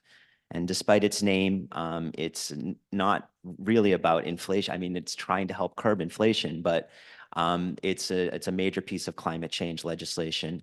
And one of the things it does is it provides tax incentives for local areas to invest in renewable energy, electric vehicles. And what's happening to some extent is it's appealing to areas that are typically dominated by populations that are not necessarily interested in climate change, and what we sometimes call the red states or red cities, even to some extent. And in trying to do that, you're trying to build political coalitions that can drive changes. Cities tend to be a little bit more inclined to support these things, but not all of them. And so I think, this multi-level governance with political incentives that try to bring in some of the people that don't always support these things is really important. The second example I want to highlight, which also shows how political institutions can be structured to promote synergies, comes from another country that I've worked a lot in, and that's China. And China has a very different political system from the United States. But if you look at their atmospheric pollution control law, it's been revised a few times now, and now their 14th five-year plan, one of the things that they've embedded within this is that they have promotional incentives for local leaders to work on now both carbon, both climate change, to achieve carbon neutrality goals, at the same time as working on air pollution goals. And what that really means concretely is if you're working, for instance, in a place like Xinjiang province, which can be relatively tough working conditions, but you do very well on your carbon goals and your air pollution goals, you get evaluated based upon that. And that evaluation determines whether or not you move from Xinjiang to Shanghai. Well, that's maybe a big leap, but it can determine, your promotions. And I think trying to embed some of these things in our political structures, I think can be very important for making these connections between the sort of long-term and global and the near-term and local. And then the last point I want to really highlight, which comes back to something I think many people have highlighted here already, is how do we make this knowledge actionable? And it also picks up on the question that Oki Sensei raised about, how do we make sure that people that are looking at this are not, overwhelmed by 20 pages of citations. And here I don't have an answer, but I just have some quick thoughts. Is like when I was working on the last IPCC report, not the cities one, but the global one, in the back of my mind, I have two very, very good friends from my childhood.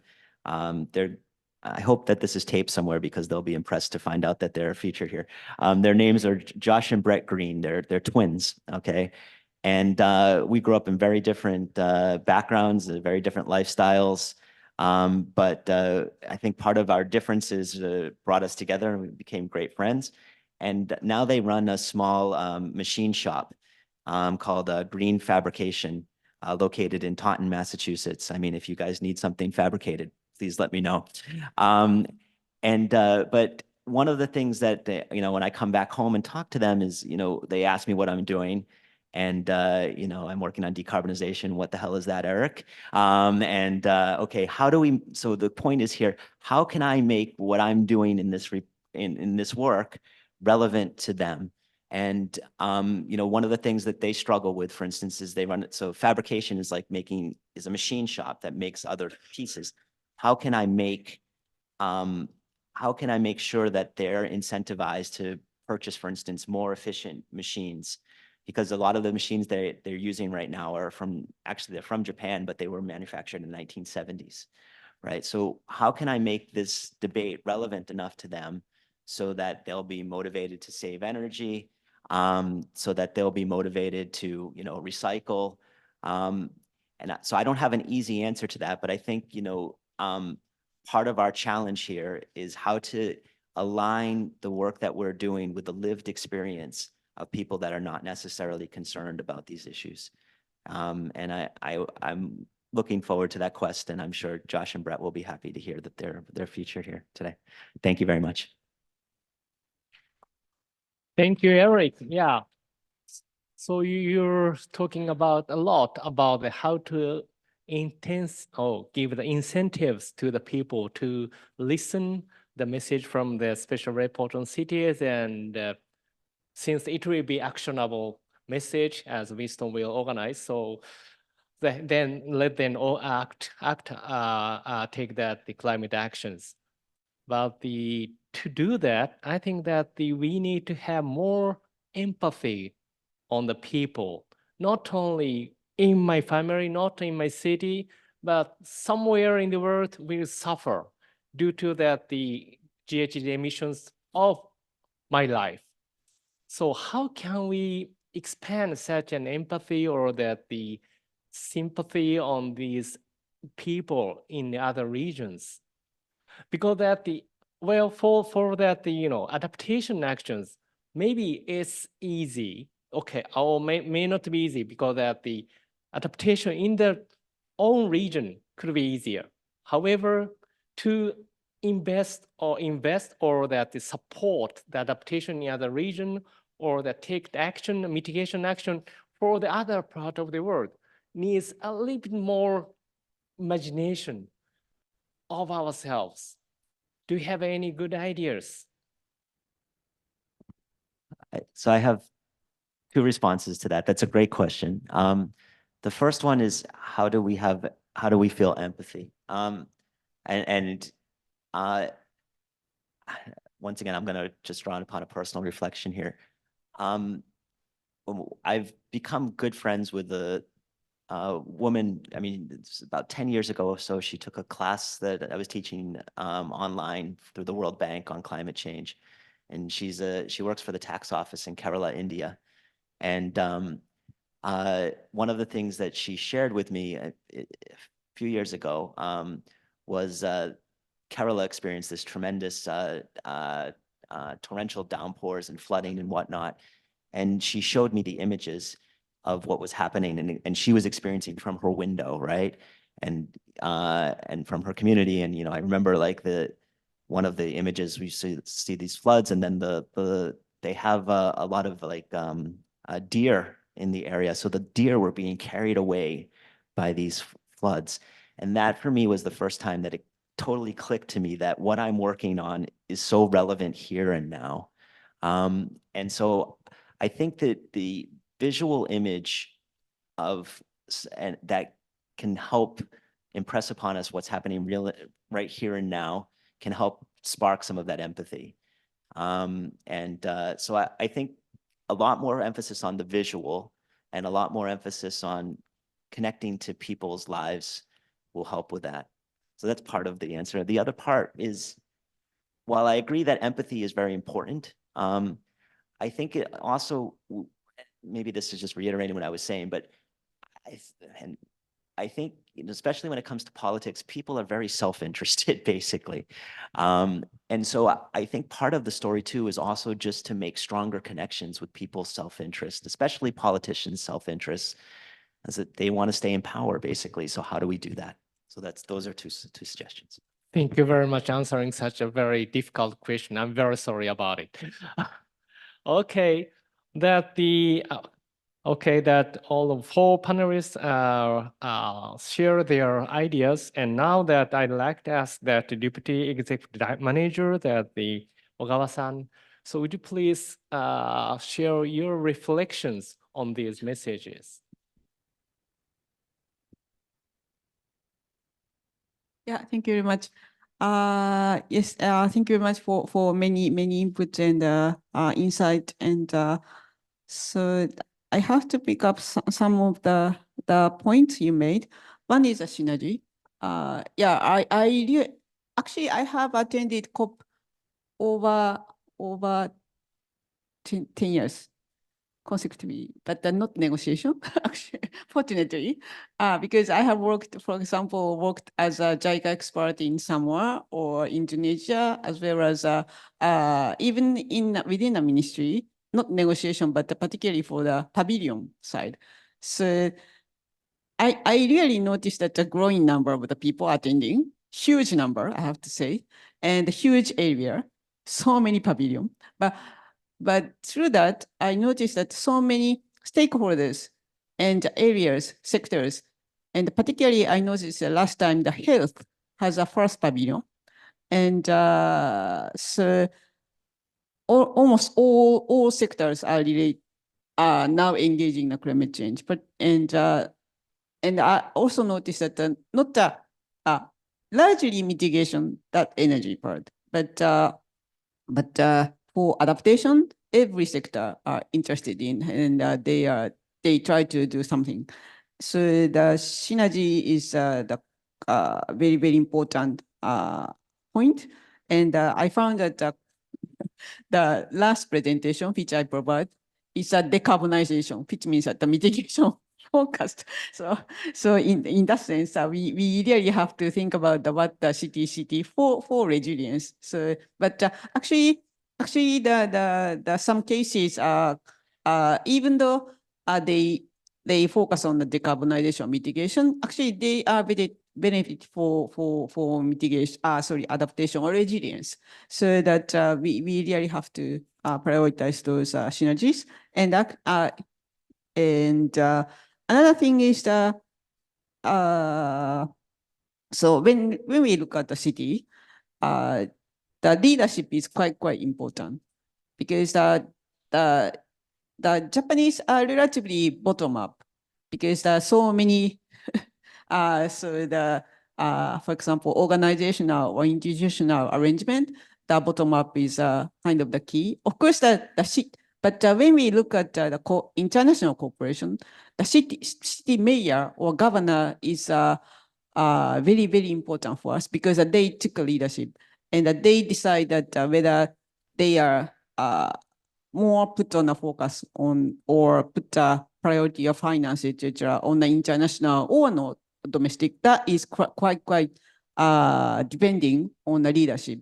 So because I have learned that, for example, long before the mayor of the Kitakyushu, he led the international activity so much. And also when we look at like Yokohama and Tokyo, also the leadership is quite important. And some of them are actually attended the COP. And so, and when we look at the other countries, much more leadership or top-down scheme is kind of the normal or general, rather bottom-up, but they almost all are like in Asia or etc. I think that they are basically top-down. So in that sense, it's very important to have our leader to speak directly their leader. Otherwise, no international cooperation or no activity can be started. So in that sense, so leadership is quite important. So then back to the actionable or the report. So of course, those reports or result provide the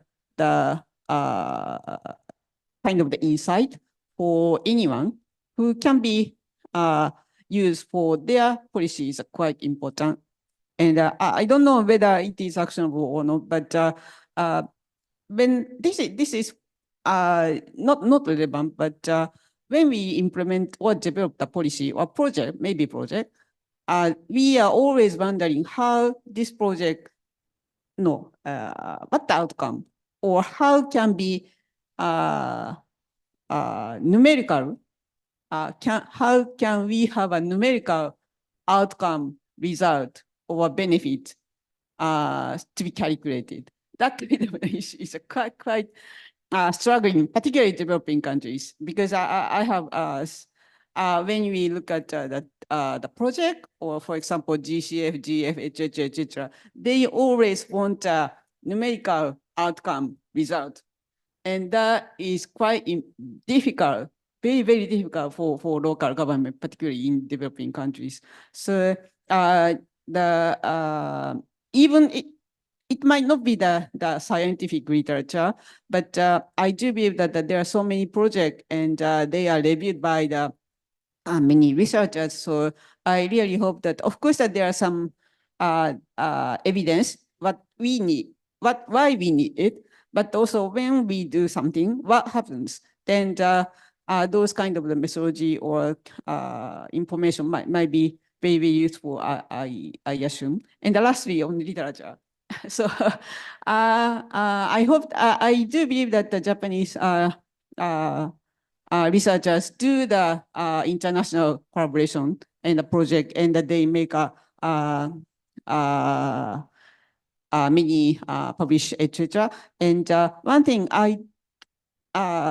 it's same. I hope it's same, but every city has collaborated with the local university or local research institution. That is the same even in Japan or even Asian countries. And so if those key institutions participate in those activity and produce literature, that might be very, very useful and very relevant, because they know how the government works.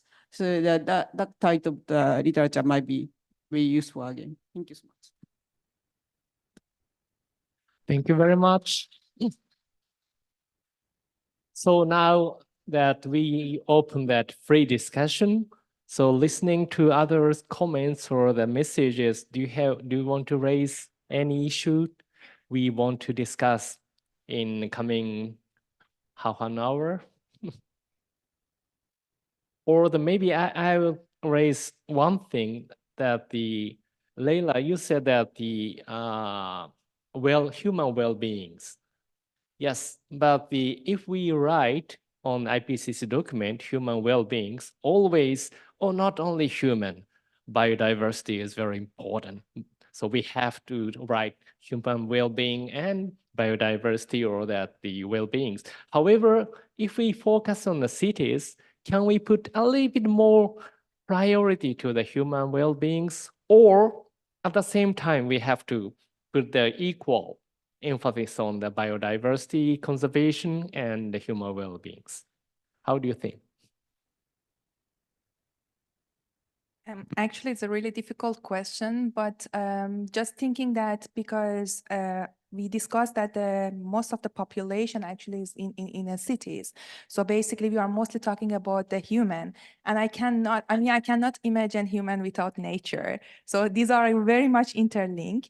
But what I was insisting about the human well-being, because actually in working group 3, we, particularly the chapter that we talk about the demand side management, we show that all the strategy that we are taking for the mitigation is consist with the human well-being. So you talked actually, I think it was a question to Eric about the empathy, and then also I can say the solidarity. All these things we show that these are indicators of the human well-being. So we indicated 21 well-being dimension. One of them actually it was solidarity, and then other ones is security, social cohesion, and etc. So all these strategy that we are taking for mitigation is relates to human well-being. And so the short answer for your question, actually, I can say it is that these are interlinked very much, but since that we are talking about the human life and human settlement, so basically maybe the human well-being would be a core here, but definitely links to the biodiversity as well. And also there should be the nature-based solution in cities as well. Exactly, yeah. Okay, thank you very much. And there are a lot of comments in the chat online. However, I see a clear question to Winston. How will the IPCC cities report address the interlinkages among city transformation, climate action, and sustainable development goals? Addressing these issues may even need a chapter in the report. Winston. Oh, it'll be very easily done. Just kidding. That strikes to the heart of the actionable sort of agenda that we want to have. I hesitate to use the term transformation for one thing after the discussion we had in the workshop. Maybe something akin to a change or transition might be a more politically palatable term to use. But regardless of what language is that the element of change towards greater resilience, the element of pointing out, sorry, Taika, what was the points, what was in the chat again, apart from transformation? Climate action and climate action and sustainable goal. yes, they're all interlinked. It's as we've seen in this workshop, when we apply a systems framework, regardless of whether it's human well-being, which Leila very aptly put in terms of the coupling of a human natural systems towards well-being, we can't disregard one aspect for the other. If we want to look into climate resilient development in cities, we have to look into the sustainable development goals, of which, sustainable cities, SDG 11 is one critical aspect of that. I don't want to, and at this point, with the scoping meeting in mind in Riga, I don't want to try and point into certain directions and say this must be part of the city's report. I will hope that the experts in the room will help to consider that and see how that can emerge and be part of the outline that we will develop. But I would be very surprised if this point on integrating these aspects of sustainable development, these aspects of transition or transformative action won't emerge. It has to be there because it's a very important theme that is very strong from the literature since Edmonton, from the literature since the Innovate from Cities conference that we've been seeing in the academic world so far. So I'll be looking out for that, and hopefully that will come out this coming April in the meeting. Thank you very much. So, yeah, Deborah, you are looking at me.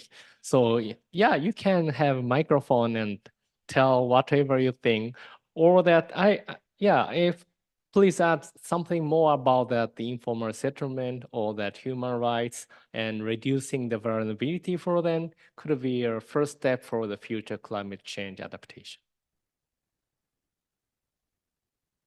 I'll remember not to look at you again. But I was just thinking, and this is a provocation, because I think this report challenges so many of the foundations of what the IPCC does. I mean, just in the last question, an indication of the range of integration that needs to be looked at. I think you heard in terms of the inputs in the formal presentation and from the panel, the various aspects of urban existence that need to be looked at in this report. And it really raises questions in my mind about which of the sciences need to be prioritized in this report.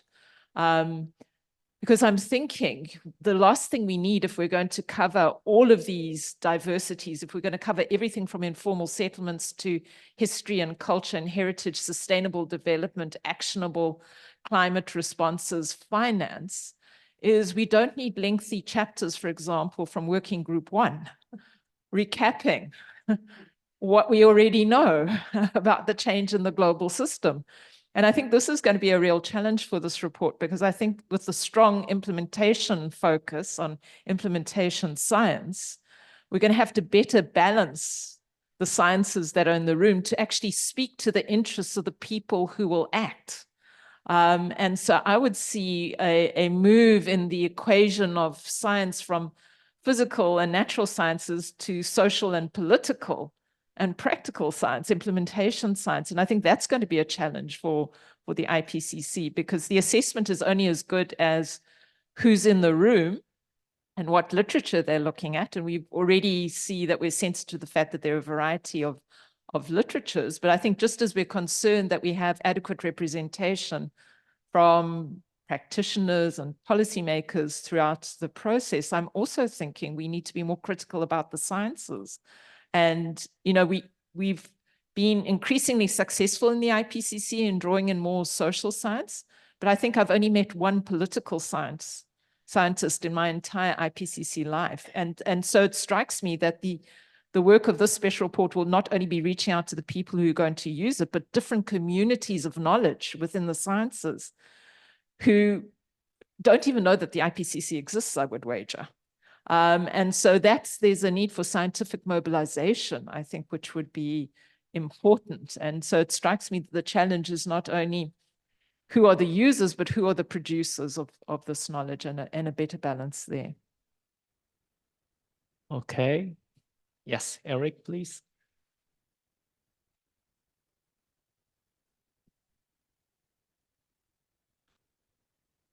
Yeah, I want to just pull on a few quick themes that have already been raised. First of all, I fully endorse the idea of more political scientists, and the second is on this issue of well-being.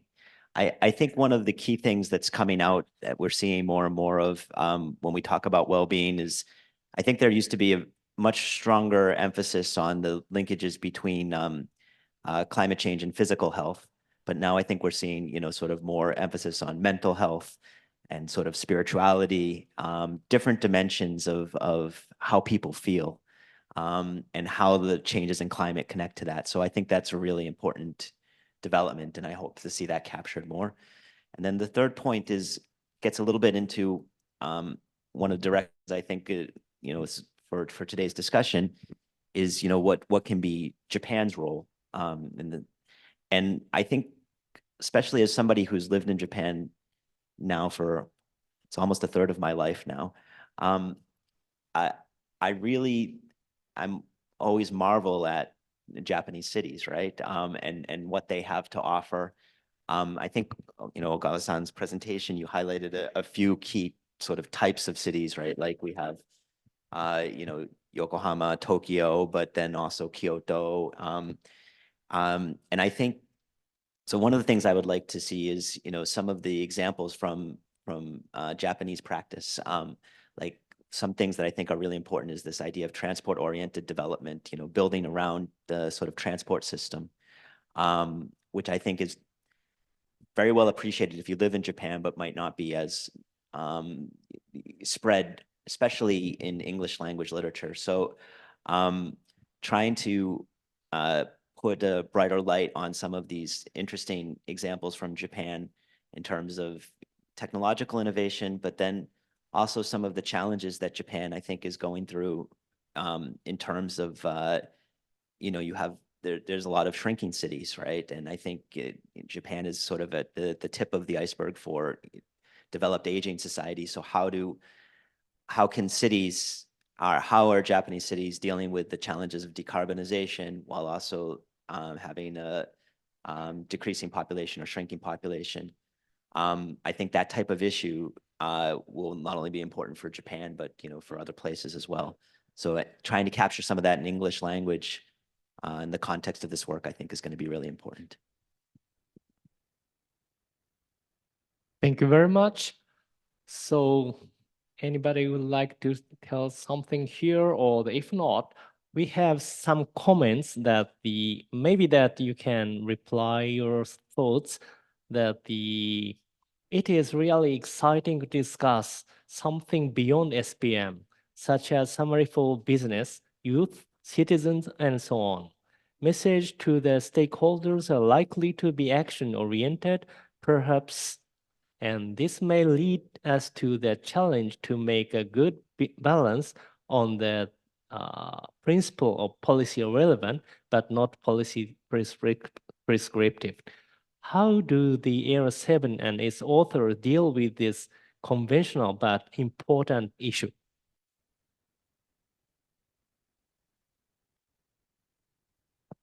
Everyone's looking at me here.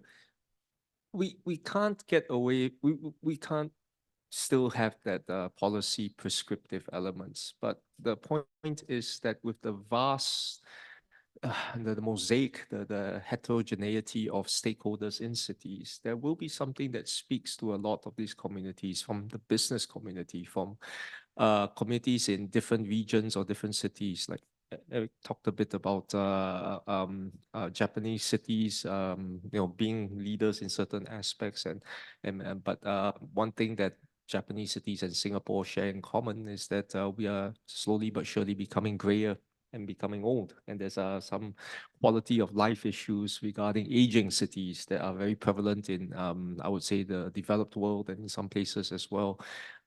So looking into the different strata, looking into the different sectors. This morning I was speaking about sectors related to the aviation, maritime, and tourism sectors that are also very strong, has very strong urban related themes there.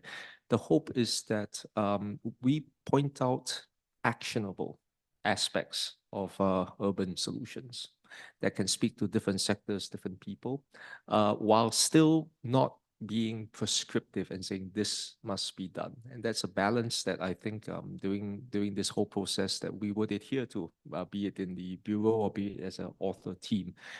We can't escape from that, because the minute we start saying this must be done for your, and there's some universal solution that can be applied, we're going to run into trouble of getting people to, persuading people in terms of having, of trying to get this right action to take place in cities. Yes, Deborah. Just to build on that, I mean, in the 6 assessment cycle, we recognized, I mean, if you look at the 3 volumes of the global assessment, because they've just arrived in my home, they're about this high. You can't lift them. There's 10,000 pages of global assessment from AR6.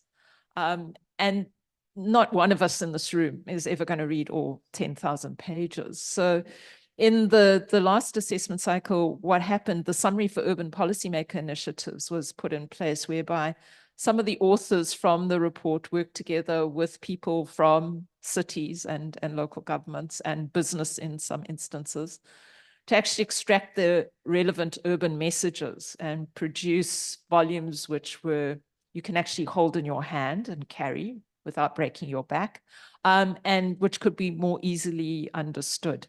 I think there's a great opportunity in AR7, because AR7's progressing, the IPCC is evolving. The very fact that practitioners have been invited to the scoping meeting is quite revolutionary for the IPCC in many ways.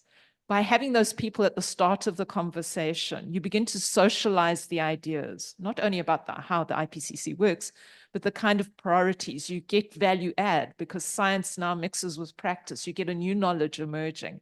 And if that conversation continues and that involvement throughout the assessment cycle, you build brand ambassadors who can take it out into their communities. So you can catalyze that communication. You can build a much stronger process for a summary for urban policymakers, a summary for business, a summary for youth.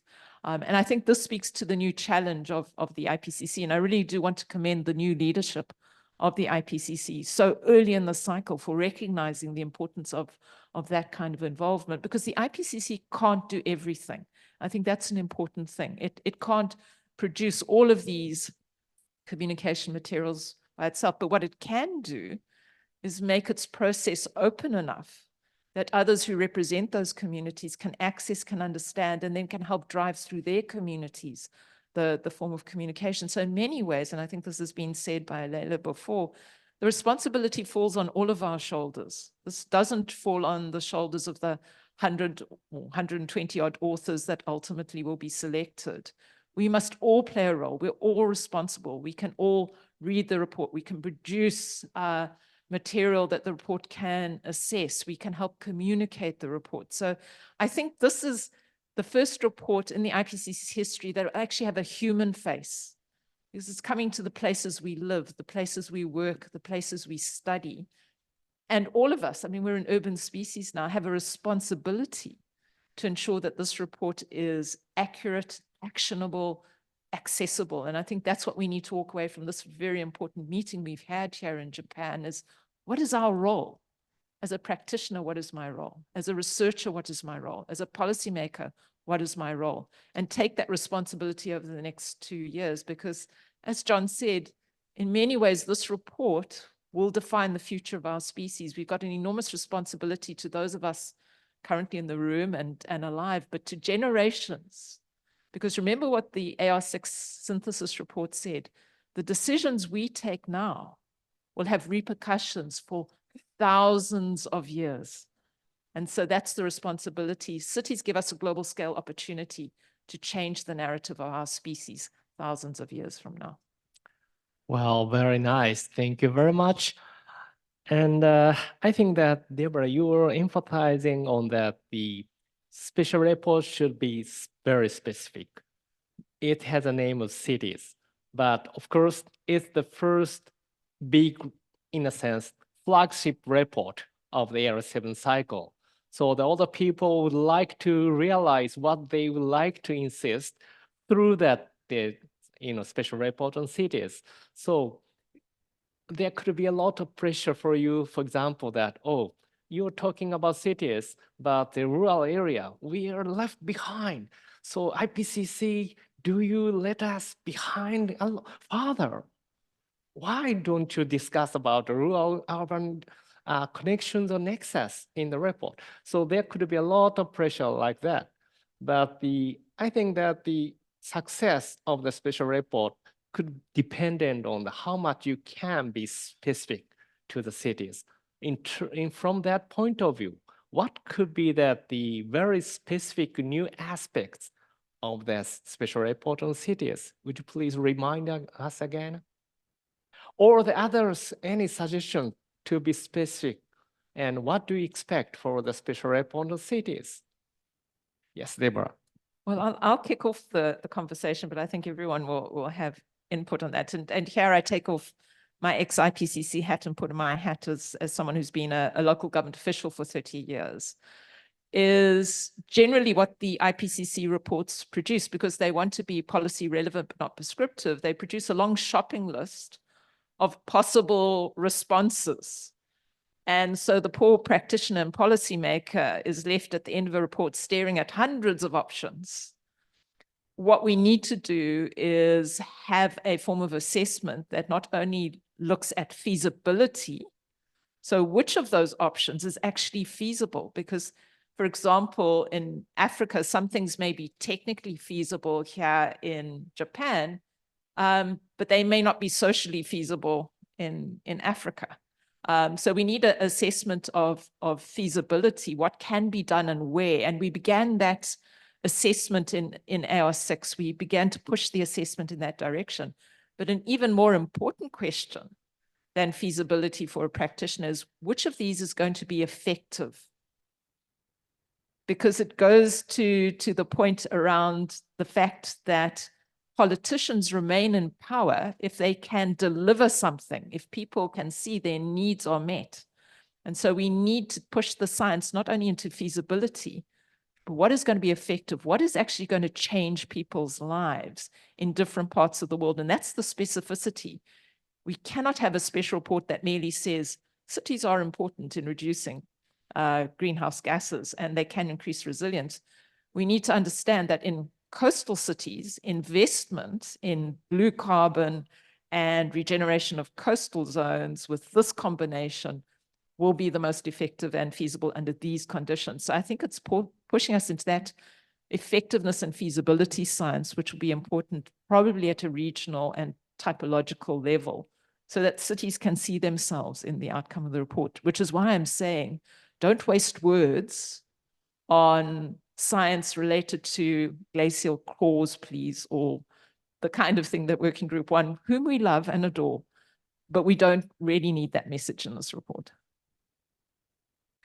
Thanks, Deborah. In case Robert and Xiaoye are listening in, your inputs as Working Group 1 co-chairs is still critical. So yes, we are trying to be, we are inclusive in that sense. And there are still aspects of urban climate science that are critical and fundamental in quantifying and giving us indicators. But to follow on from your very important point about feasibility, we need to also talk about the hook that will get people involved in enabling change, in enabling the actions that lead to either transitions or transformation. And there was one point that was raised in the workshop about the importance of how we need to speak to the larger issues of development. How can cities develop in a way that can enable these systems transitions or transformation to happen? It could be along the literature of the emerging literature on degrowth that has come out over the past few years, decoupling the sort of importance of economic development for economic development's sake into something that leaves no one behind in this transition. There are some cities, there are some countries that try to enable that in some manner, shape, or form, understanding that, for instance, the implementation of new technologies might lead to people who are not skilled in applying that technology. People who are not well versed, for instance, using one example, how the transition of replacing vehicles that rely on petrol or diesel towards electric vehicles, that might lead to communities that are, mechanics and engineers who build these and maintain these fossil fuel driven cars behind. What sort of transition, what sort of transformation is needed in that particular economic sector to make sure that the change, the green transition, be it degrowth or some other term for that, does not exclude, but include these very vulnerable communities and vulnerable people in this important actionable agenda towards systems change and green development. So these are the sort of things that I'm looking out for. These are the sort of things that a lot of policymakers, a lot of communities, and a lot of businesses who are invested in this green transition and development, they will be looking out for in this report. And hopefully that will carry on, not just in the special report on cities, but also in the full assessments that we've been tasked to deliver across working groups 1, 2, and 3. Thank you very much. Time is pressing, and I'm sorry, I forgot to take a question from the floor in person. Actually the secretariat gave me a command that I have to watch that chat and take the questions, but I forgot to get the question from the floors. Now I'd like to take a few questions from floor. After that, I will ask all the panelists, including Ms. Ogawa, that they give us a final message from yourself. Okay, so floor 1, 2, 3, 4. Well, please make it very concise. Okay, from the first gentleman here, yes. My name is Ronald Stoke from FFPRI Japan. Over the past 2 days, I've been hearing about about enabling conditions, and I think I agree that this is important to be determined, identified, and can form part of the actionable solutions of the special report. But I'm also thinking about factors that could hinder transformation and towards sustainable development, or deterring conditions, if you like. And what do you think? I think for me, it's also important for these factors to get emphasized in such reports. Thank you. Thank you very much. I will take all the 4 questions and then our panelists to answer whatever you think that you can answer. So that the gentleman on, yes, okay.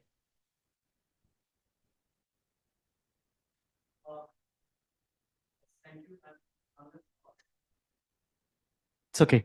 Thank you. My name is Nandakumar. I'm from IGES.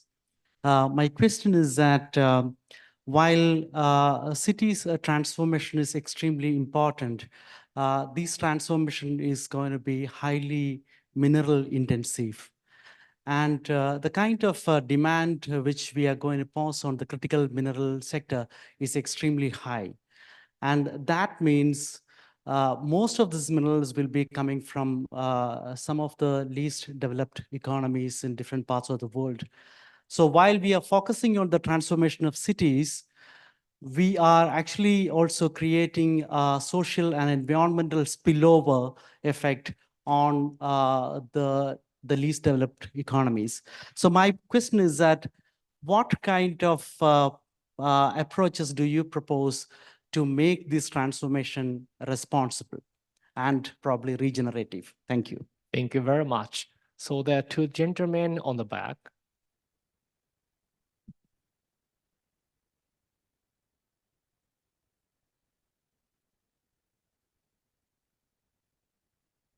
Hi, I'm Donald Eubank. I'm a sustainable business advisor. I was very much enjoying the conversation about how you can make the report more digestible. And while I think the path is, of course, naturally from the scientific consensus to policymakers, a lot of the problems are happening with businesses, with products, and with services. So I'm wondering, what are you thinking about how you can make it easier for businesses to internalize the results of your findings and then make business decisions about how to change? And then maybe as an add-on to that, climate litigation is rising in importance, and law as well is also incorporating climate issues into contracts, if there's any thinking you have about how private law can think about the results of these reports and use it as well.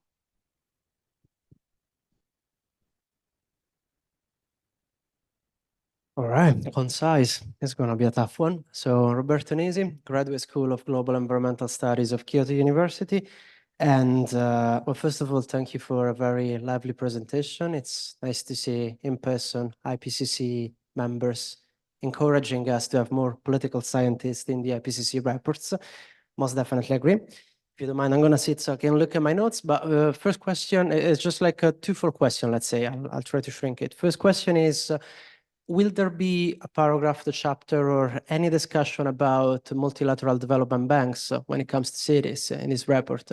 You may have heard that C4 City Alliance, the C40 Cities Alliance, has released the report back in December, actually arguing that less than 1% of MDB's effort goes to cities, whereas they pollute for 75%, right?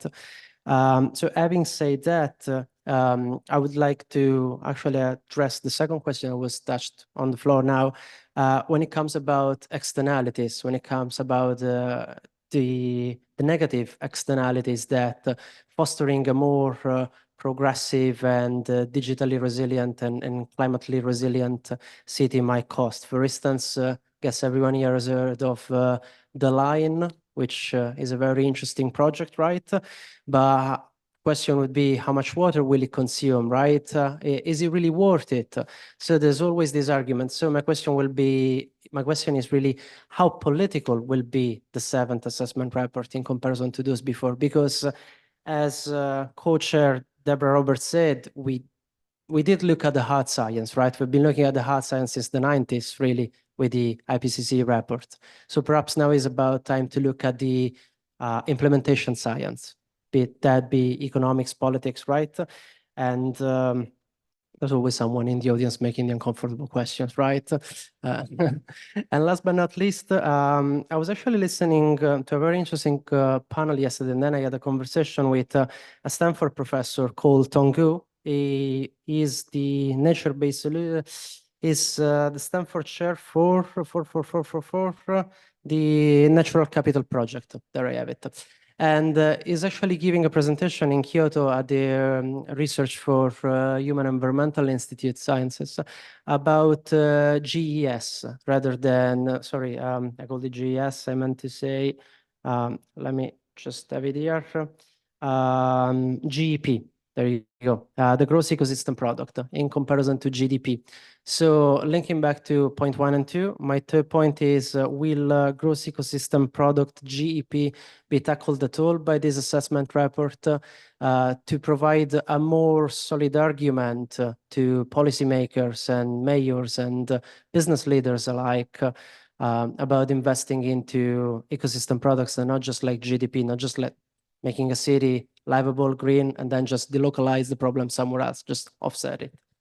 That's about that. Thank you.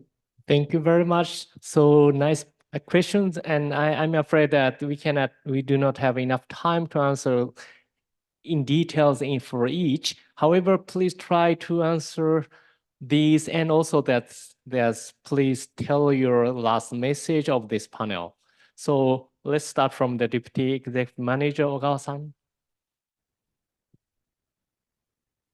Thank you very much. So not particularly, I might not be able to particularly respond to the question, but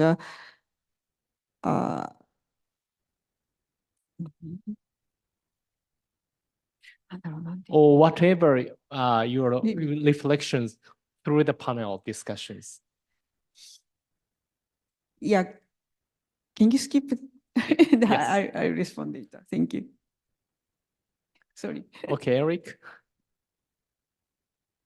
Real quick responses to some of the questions. So I think Ronald raised a question about the barriers and enabling conditions. For me, basically the barriers is sort of the opposite of the enabling conditions, and it's really a question of how do you flip the barriers to become enablers.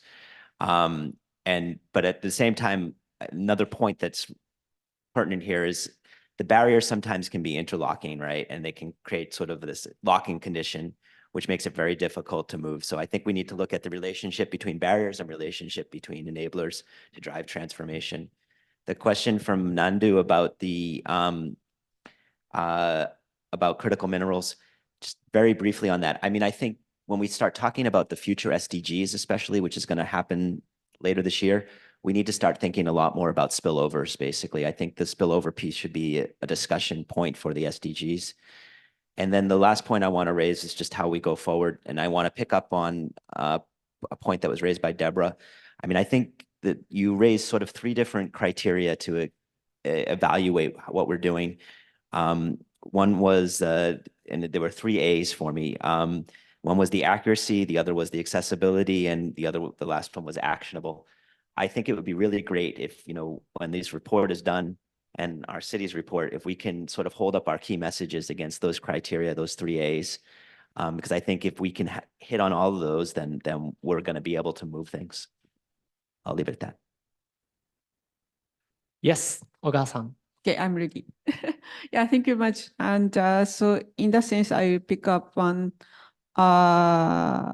question or comment on the business. Yeah, because today the more on the focus on the cities, but of course the government provide many incentives and the policy and the project. And as you may aware that for international cooperation, and also it is actually according to based on the Paris Agreement, but we have been implemented the JCM, Joint Credited Mechanism, and that is pretty much working toward with the private sectors, and not only for, of course, the Japanese private sector, but also those working in partner countries and collaborating with those private sector in that country, as well as the government.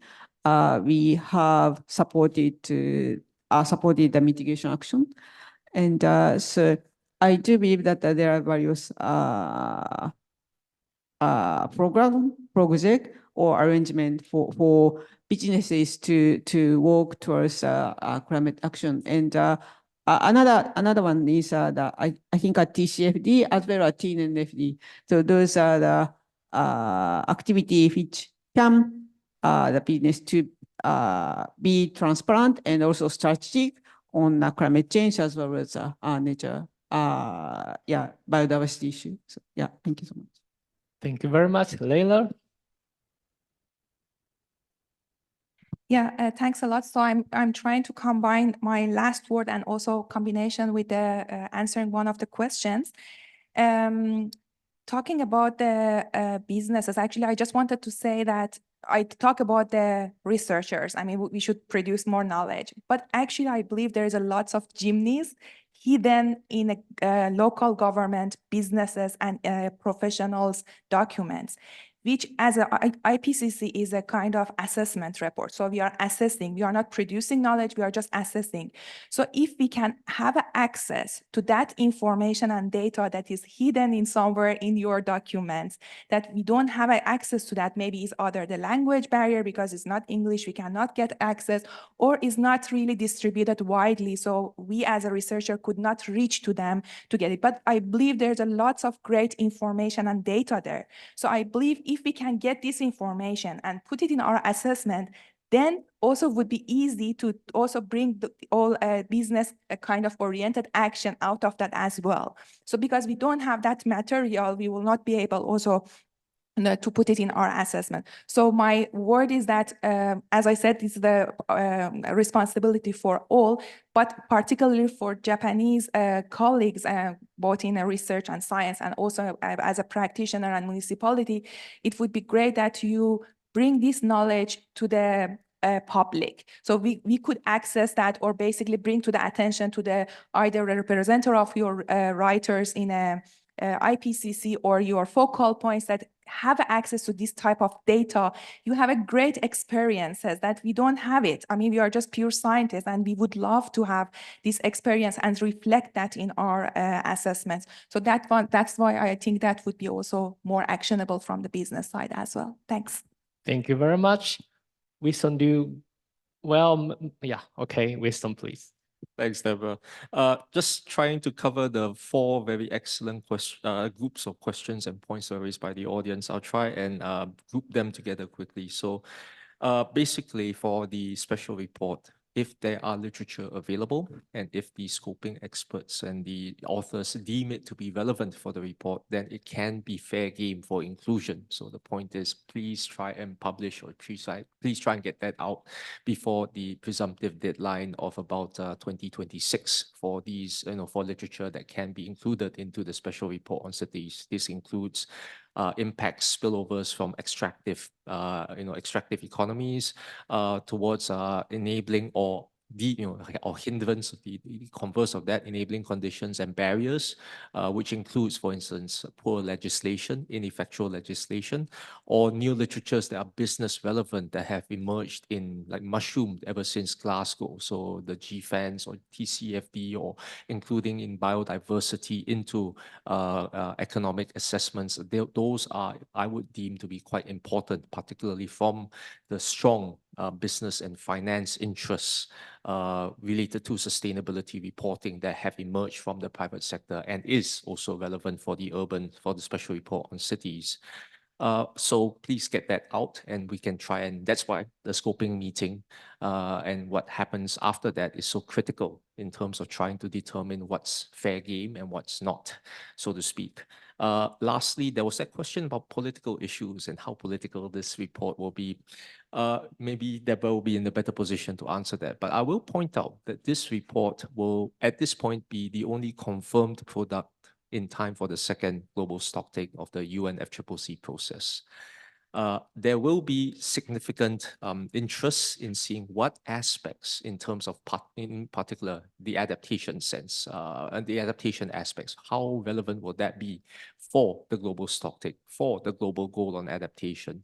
So with this sort of interest, particularly from the UN FCCC process, there will be political spillover. There will be political sort of engagement that I think the leadership of this report, myself and my co-chairs and the rest of the Bureau will have to be aware of. For more details on that, I'll pass the hot potato on to Deborah. Thanks, Winston, and some very interesting questions, perhaps just to follow up. I think we've already fired a shot across the bow of the MDBs with the special report on 1.5 degrees of global warming, because that really challenged the existing financial system and the way development is funded. And because so much of what cities can and cannot do depends on financial resources, I would be very surprised if some kind of changes to the financial global architecture are not highlighted as critical in this report. Certainly on the political front, I think both in terms of content and in terms of impact, this is going to be the most political report that the IPCC has ever been produced, which really underscores the need to have political scientists in the room to think about the politics that are involved in transforming the world's cities, but thinking about the repercussions of that transformation, because the reason is it's political is it challenges the structural and embedded challenges that we have in our society. And I think we need to be wise to that. So our new co-chairs need to be as politically strategic as they do scientifically strategic. And then really, thank you very much for that question about externalities and pointing to things like the critical minerals, because as someone who's worked on both sides of the fence, both in science and policy and practice. In fact, I was discussing this with Winston and Diana last night over one of the fabulous dinners provided by our hosts, is that this is the first report which we've discussed this afternoon could have real positive impact. But it's also, in my sense, the first report that could do harm if it's not done correctly, because of the fact that it could only show a small portion of the argument without analyzing the full systemic impact of the kind of changes across the full range of society, which is why I think there's enormous responsibility here. This report is a double-edged sword. It can fundamentally change the global debate in a positive way, but if it doesn't have at all times a filter of equity and justice, it could do harm. And we made great strides in AR6 in putting equity and justice at the center of our assessment. But I would wager that that is the one key criterion now against which everything in this report needs to be evaluated to prevent harm being done. So again, you know, all strength to our new leadership. They've probably got the toughest job the IPCC has ever had, but also the greatest opportunity to make change if they can point out these things to the world, because they've got a platform that is respected by 195 governments. There is no science more important than the scientific assessment of the IPCC, because they can change the global discussion. So good luck, Winston. Thank you very much. So I'm very sorry that I was a very unskilled moderator, and time has already passed nearly 10 minutes, and still that we couldn't have enough discussion with the floor, with the panel. But still, I was very much stimulated and learned a lot. And in a nutshell, that the special report on cities of IPCC could be the first and very ambitious attempt to make the global climate change, anthropological climate change into regional, local level. As Deborah says, then it has a face of human beings because closer to our scale. And we anticipate a lot of that political, academic, or institutional challenges in front of us. However, I think that it's worthy, and also that how much we can be specific to the cities should be the key. I think that is most, that they came out from this panel discussion to my mind, and hope that that will help for your future further development, your research, or that the political activities, the business sectors, or that and everything. So thank you very much for the panelists, and thank you very much for the audience in person and online. Thank you very much. 登壇者の皆様、 Thank you very much to all the panelists. Once again, may we ask for a big round of applause to the panelists. And with this, we would like to end today's program. Thank you very much for staying with us until the very end. And lastly, we'd like to make a request for you to answer a questionnaire. For people attending online, once you end the webinar, I believe a questionnaire survey will appear on the screen. And also for people here on site, we will be sending you a questionnaire later, and we want to have your feedback for future events, so we ask you for your cooperation.